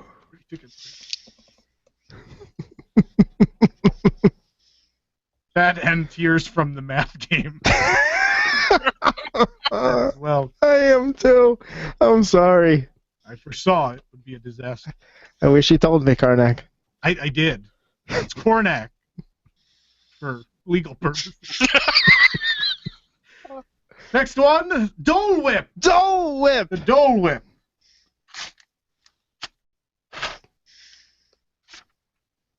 What does Bob Dole do after he named it?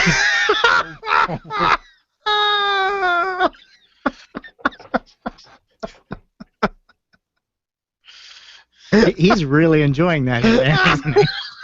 You know what I really didn't enjoy? The math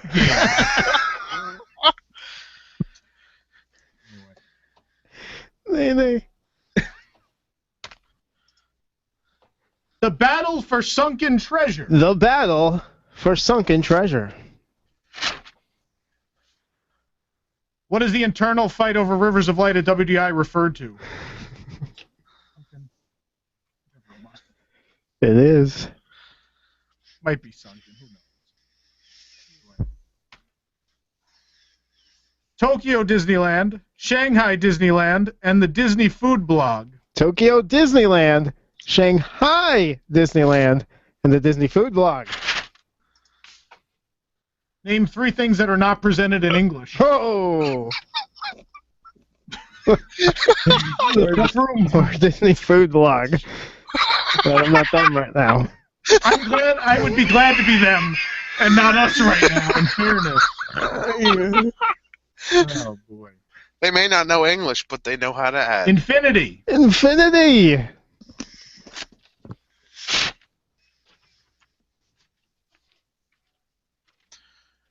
What kind of car could you buy for the price of a Disney After Hours ticket?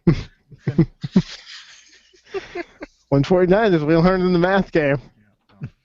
It's a joke. You can't actually buy an Infinity for $149. Maybe if you use the math game math, you can.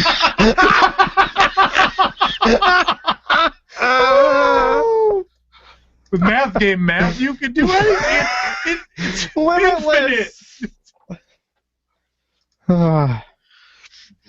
Hyperspace Mountain. Hyperspace Mountain. Hyperspace Mountain. Hyperspace Mountain. What happens if Space Mountain has a lot of sugar? Oh, yeah.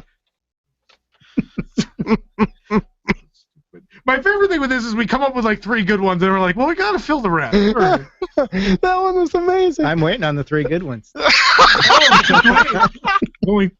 There's 3 left. So odds are. Autopia. Autopia.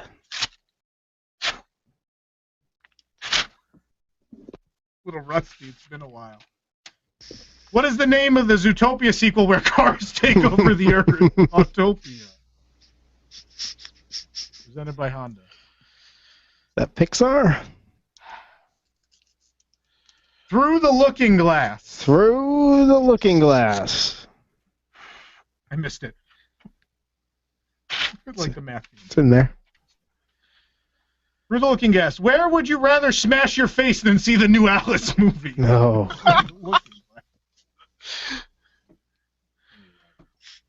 Last envelope. Last envelope. May you forever play the math game. The Image Works. The Image Works. The Image Works. What rarely happens on all of the screens at Universal Orlando? The Image Works. Karnak the Magnificent, ladies and gentlemen. The one, the only.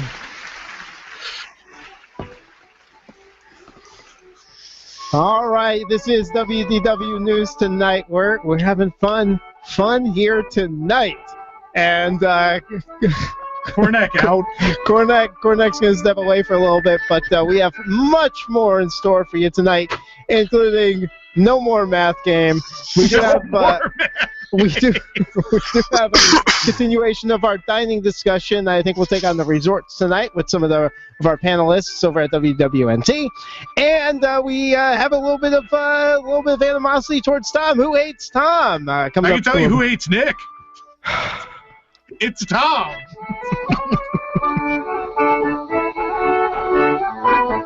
Hi, Bill Files here, GM of Salem Media Group Orlando. You've heard me talk about half-price tuition, a great new program we have where folks just like you can purchase tuition to the finest Christian schools in Central Florida at half price. No catch, no kidding. I want to share with you some comments from a listener who recently purchased tuition for her daughter. This listener called me, and once she found out that the program was for real, she and her husband decided to buy it. She said, "Before we hang up, I wanted to thank you and to share with you that my husband and I have been praying for a way to send our girl to Christian school. Your half-price tuition program has made that possible. Thank you." This is what it's all about. If you or someone you know could benefit from our half-price tuition program, I hope you'll give me a call, 407-618-1760, or visit our website, AmazingRadioDeals.com. Half-price tuition, another positive idea from Salem Media Group Orlando. Schools like the Geneva School and Altamont Christian School are available right now. Go online to AmazingRadioDeals.com. Well, one of the great things about Central Florida is our year-round warm weather, right? It gives us a chance to have a lot of year-round fun and recreation. But unfortunately, our terrific warm weather also gives the bugs of Central Florida a place to call home, too. Pests like ants, lice, fleas, bedbugs, palmetto bugs, and roaches are loving our warm temperatures just as much as we do. Well, when these pests make themselves at home, it's time to call Wayne and Terry at All Seasons Pest Control. All Seasons Pest is there in no time, ridding your home of those unwanted guests, the bugs I'm talking about. They're a locally owned small business too, voted best pest control company for 5 years in a row. No big impersonal corporate enterprise here. All Seasons Pest knows all of their customers by name and is dedicated to providing that extra level of customer service. Don't let the ants and the fleas and the roaches get the better of you in your home. Call Wayne and Terry at All Seasons Pest Control, 407-886-0204. That's 407-886-0204. 407-886-0204.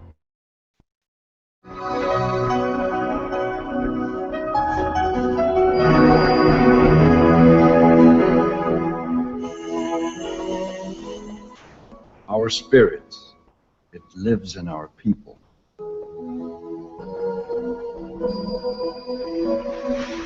Norway. Welcome back to WDW News Tonight, where Nick can't add or subtract too much. What is your mic? Is your mic off the stand? What did you do? Nick's mic is completely off the thing. All right, so I guess I'm doing the rest of the show, which probably isn't a bad thing. Why couldn't that have happened earlier? I was like, whoever made the comment in the chat, name 3 places where the math game actually works. You're wonderful. Thank you. Nick, there we got it. He's actually on camera now. Nick trying to fix it. I want to go home tonight. I shouldn't be here. I was all excited. Animatronicans. Jeff, thanks for sticking around tonight. Will you lock the door? I can't get out. I tend to do that. Jeff, of course, from writer of the Animatronicans, great show premiering at the Fringe Festival here in Orlando next week. Check it out if you're in town. OrlandoFringe.org is the site. You get to see Polar Bear, John from Carousel of Progress, Abe Lincoln, and Dreamfinder. Can't miss. Tom and I were talking while you were downstairs. We're going. We're definitely getting to. We can't go next Wednesday. We can't go to the opening, which kind of stinks. But yeah, we unfortunately have to come back here and try to do math again. We will not be doing any math in the Animatronicans. No math at all. Jeff, if you need writers, we are all available. You make fun of me all you want. The first one was right. It was close enough. People got it. No one. The MIT dude got it. It was close enough. Anyway. You ready to bring on our panelists? Talk a little bit about dining. We're continuing our discussion from last week, where we went around all 4 parks. And this week we're going to tackle the resorts. Patrick, that's a cool shirt you got there, Patrick. What's on that shirt? This is the Hollywood Studio hard hats from TeePublic. Woo! Look at that Nixon microphone. Not Teespring. That is not a thing. Teespring is not a thing. So joining us down there, you'll see them in the video there. Ashley, Dustin, Jason, and Patrick, who now vanished. Oh, no, there's Patrick. Never mind. Nick's there trying to fix his microphone. That's the best. You okay there? Did you get it, Nick? You do Or this for a no. living, right? It came unscrewed. It's not my fault. So did the math game. That was your fault. I'll take Anyway. responsibility for it. So last week we started talking about dining at Walt Disney World. We tried to do a quick best and worst, but as usual it turned into a huge argument and it took much longer than expected. So we still ended up leaving off Disney Springs and then all of the resorts at Walt Disney World. So we're going to talk about what we think are the best and worst of the two categories, table and counter service. And panel, why don't we start? Start at Disney Springs? I wonder if we should save Disney Springs till next week because it might be all different. Well, for now. I mean that yay sucky might be like the new number one. In fairness, there's not even the stuff opening. There's one Deluxe Burger's the only sit down in all of that. The others are mostly kiosks. So while they're important and cool, not necessarily going to change the world. We'll start with Springs. We'll start with what's there now. So what do we think? What do we think for start with table service? What's the best table service at Disney Springs? Whoever wants to go. Does anyone like anything at Disney? I'll jump in. I absolutely loved Fulton's. I know that's not popular among a lot of people, but I really enjoyed Fulton's. I've had several good meals there. Stone crab was the first time I ever had it. I never even heard of it. It was delicious. So yeah, Fulton's, and hopefully paddlefish will be good as well. Nick, I converted you this weekend to the cult of Boathouse. Well, yeah, for sure. You know, you were going to try to turn me around on Jock Lindsay's first. And then we realized they stopped serving food eventually. What? Why? At 11 o'clock. Even though they're in the dining district 11 o'clock on a Disney Saturday. Springs on a They Saturday stopped night. serving food? Yeah. At 11 o'clock. Any food? Yeah. Yeah. Just drinks at 11. There's a lot of places there it's hard to eat after 11. Yeah. I just figured with this whole new thing, the landing was supposed to be this just dining area. Yeah. I figured, you could eat till 2 o'clock now. No. But I'm glad. Boathouse was happy to serve us the full menu at 12 o'clock. Boathouse, I am in love. The drinks were spectacular. The food was just amazing. I mean, I tried, your guys' stuff too, and I had the what was it, swordfish steak? Oh my goodness, it was Paddlefish so good. steak. Can't wait. That's only amazing. Can't wait to go back to try the lobster bake, but everything there was amazing. So yeah, that went right to the top of my list. I've been to Boathouse, I think, honestly, 8 to 10 times now, and I've tried to order something different every time, and I have been amazed every time. It's spectacular. Except for that time you went with me, I don't remember what I got, but I wasn't amazed. What did you get? I can't remember. I have no idea. It was so Really? unmemorable. I think it's the time I got the hamburger. I thought the hamburger was good, too. You did get the hamburger. I don't Yeah. remember what I got. Yeah, I don't know. Live music too, love it. Great atmosphere. That was neat.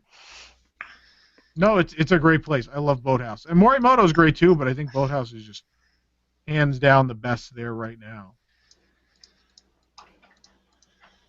Yeah, for me, the tough thing about table service in Disney Springs is that you're going there for entertainment. So for me, every time we go, it's hard for us to justify the table service when we know there's so much to see and do. Splitsville is probably one of the top places by way of the ambiance and the atmosphere that they have going on. Food's okay. I think for me the worst is Bongos.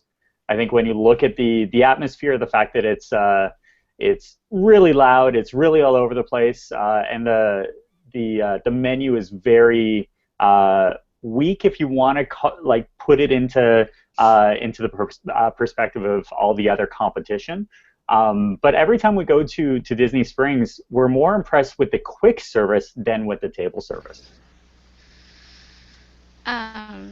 I haven't been to a whole lot of table service at Disney Springs. I think, quite honestly, the only one I've ever been to was Paradiso, and it wasn't bad. So I guess by default that would be my favorite. since Jeff, it's what the do you only one I've think? had. But I haven't dined at a lot of the newer ones. Okay. I mean, I worked out there at Downtown Disney when it was Downtown Disney for 5 years when What'd it you first do? opened. I worked at House of Blues when it first opened. House of Blues is good. I Yeah. like House of Blues. I'm gonna go. bless you. I'm gonna have to vote the worst to be Rainforest Cafe. Oh no. Oh come on. There's far worse. This place is full of terrible restaurants.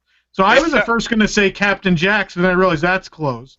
Captain Jack's is honestly, I think, the worst restaurant I've ever been to in my entire life. I agree with that. Like, bar if it was none, still there, I Captain would have. Jack's. Yeah. So then I wanted to go with Fulton's, but they're closed. And then I wanted to go Planet Hollywood, but they're closed.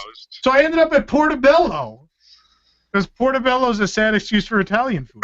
Does that mean you're going to close that one down now? I hope so. There's rumor is they're going to close once they're done with paddlefish anyway.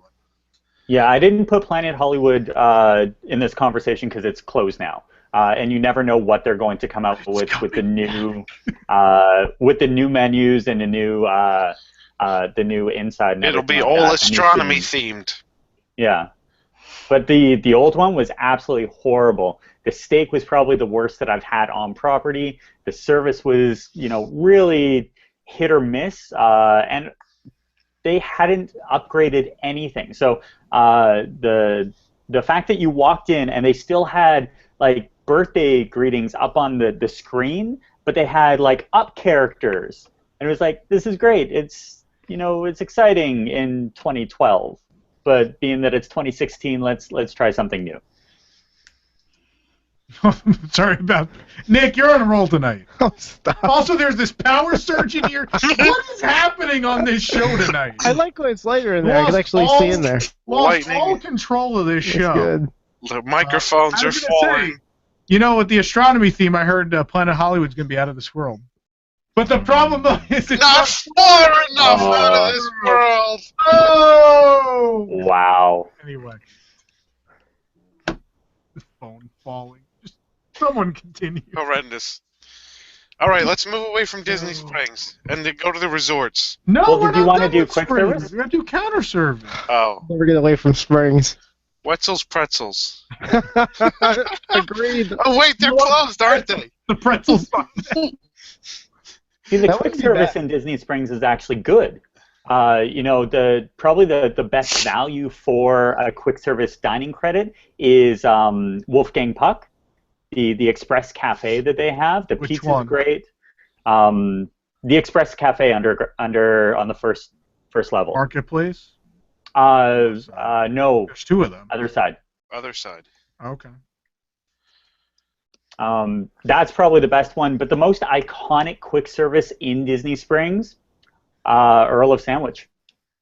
You can't like go that. there without getting a classic or any of the sandwiches there. It's just one of those. Why not? I get Patrick just lounging. It's so fun. It's like, I like that restaurant, it's all right. You're also muted, Tommy. We can't hear him.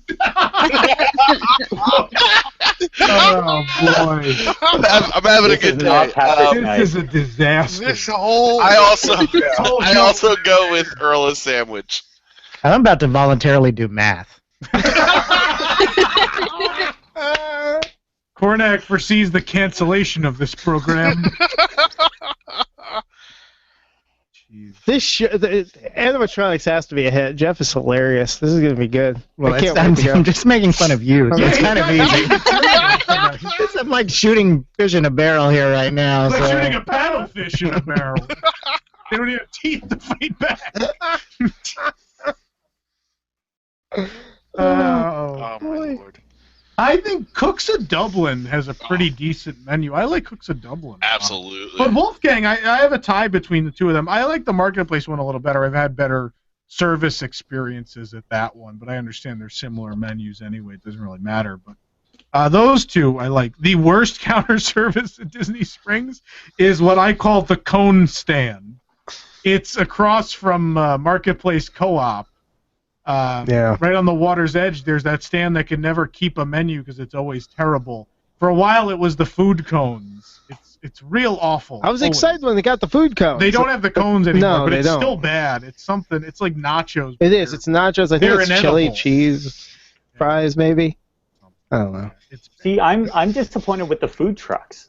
I thought that when they made this big announcement that we were going to have incredible food trucks and it was going to be this cool little area set up, anytime we go there, they're closed. They're closed. Number one. And I'm just like, this would be awesome if you will take my money. Please give me the food. And they're delicious. I love them. I've caught them a few times, but every time I'm there and I'm actually hungry, and it's like it's 11, 12 o'clock. They It's also get lunchtime. lost in the mix, though. I know, I understand I forget that. they but exist unless I'm walking past. They're them. hidden. They're kind of hidden by those. Yeah. Open up and I'll eat there. I'll walk all the way over to the other side. I wanted to. Like at Disneyland, I'm like, oh, I gotta get a corn dog, and Yeah. meanwhile we kind of have them here now, and I still don't make a point. Because they're not open. Even if you went, they wouldn't be open. When did they open? Like they open from like And it's 5 at to 8? random. I've been there on Saturdays where they're open at like 11 or 12, and then there's Saturdays where they're just not. There's no rhyme or reason. But now they might not be useful anymore anyway with all these stands. I don't know why. There is a lot of food here now, and I know they can handle it, but in the end, I kind of wonder how much is too much. Like you have a capacity for food. I'm sure there's someone who's crunched the numbers, someone more qualified than Nick. Who did the math Who went to on MIT. how many people might come there and how much food service you actually need.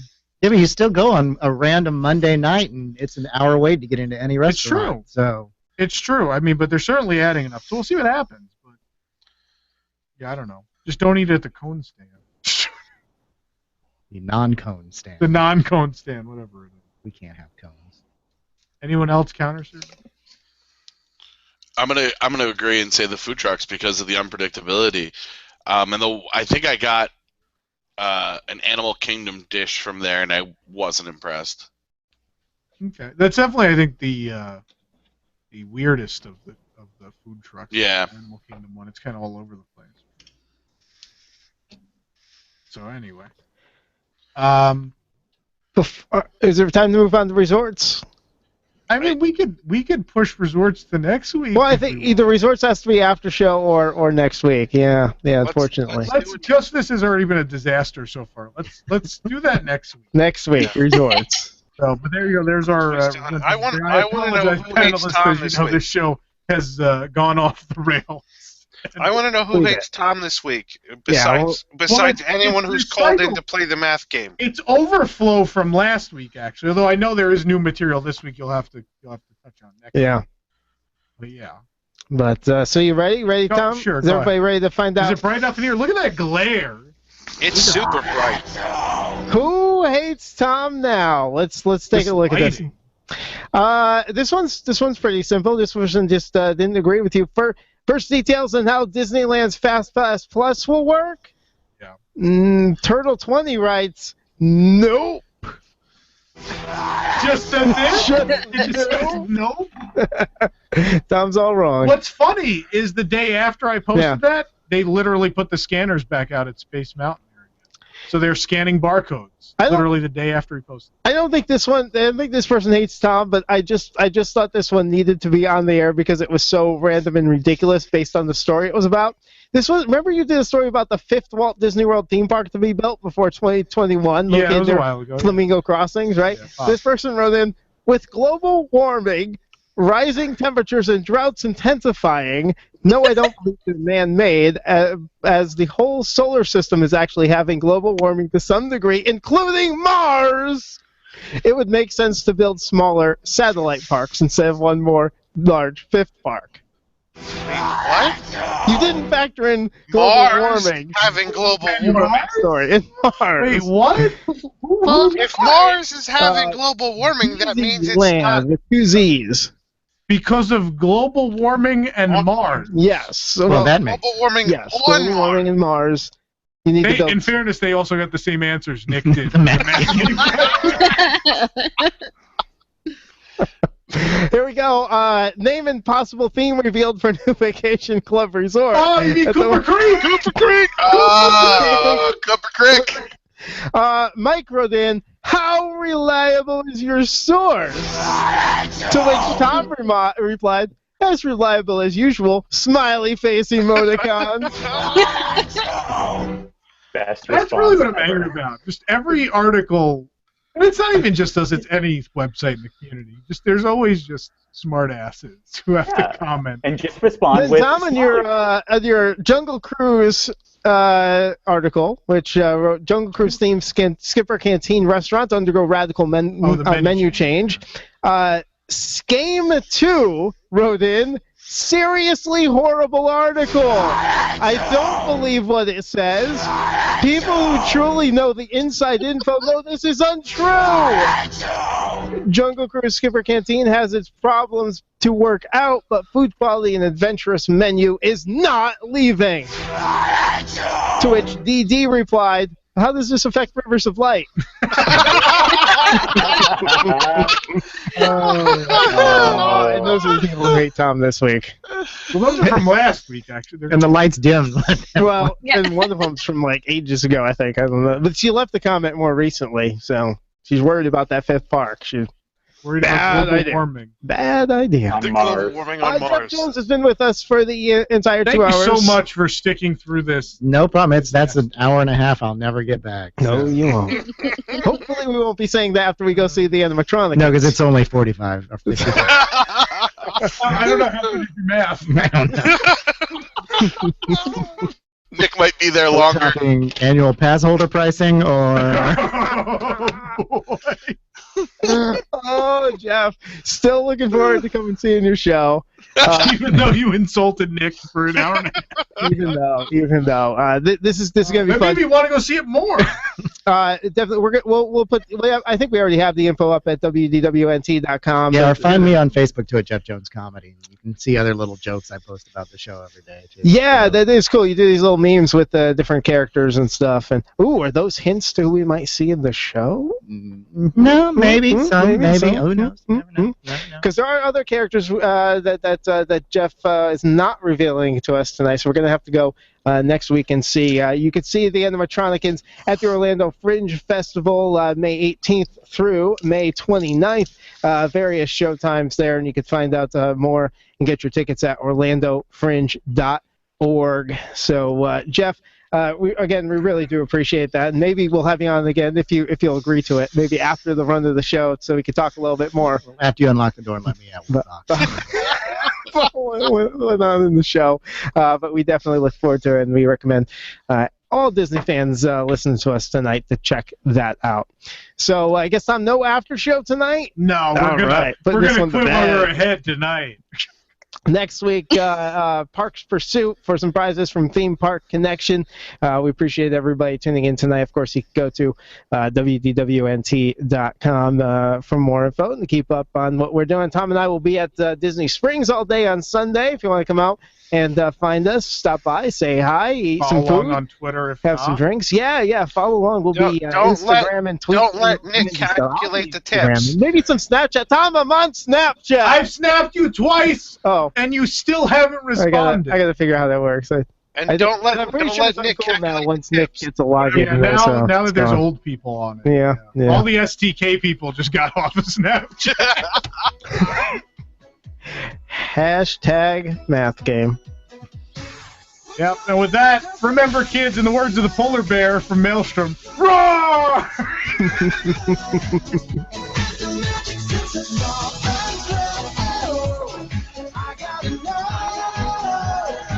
When can we do this again?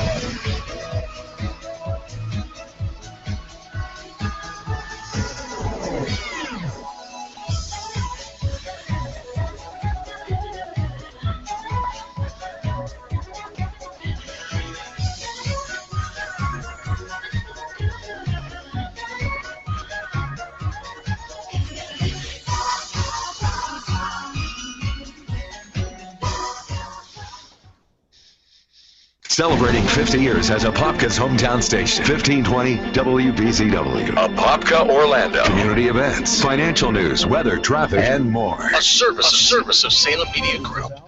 Townhall.com. I've had to cross. Donald Trump is about to sit down with House Republicans in a search for common ground leading to the fall campaign. An attempt to unify a party fractured by a bruising campaign. We just finished probably one of the most grueling primaries in modern history. It's going to take some work, and that's the kind of work we're dedicated to doing. Speaker Paul Ryan, who's made no secret of his differences with the presumptive nominee. This is a big tent party. There is plenty of room for different policy disputes in this party. Those differences even extend to the need for unity. Ryan saying it's the only way the GOP can win the White House. To pretend we're unified with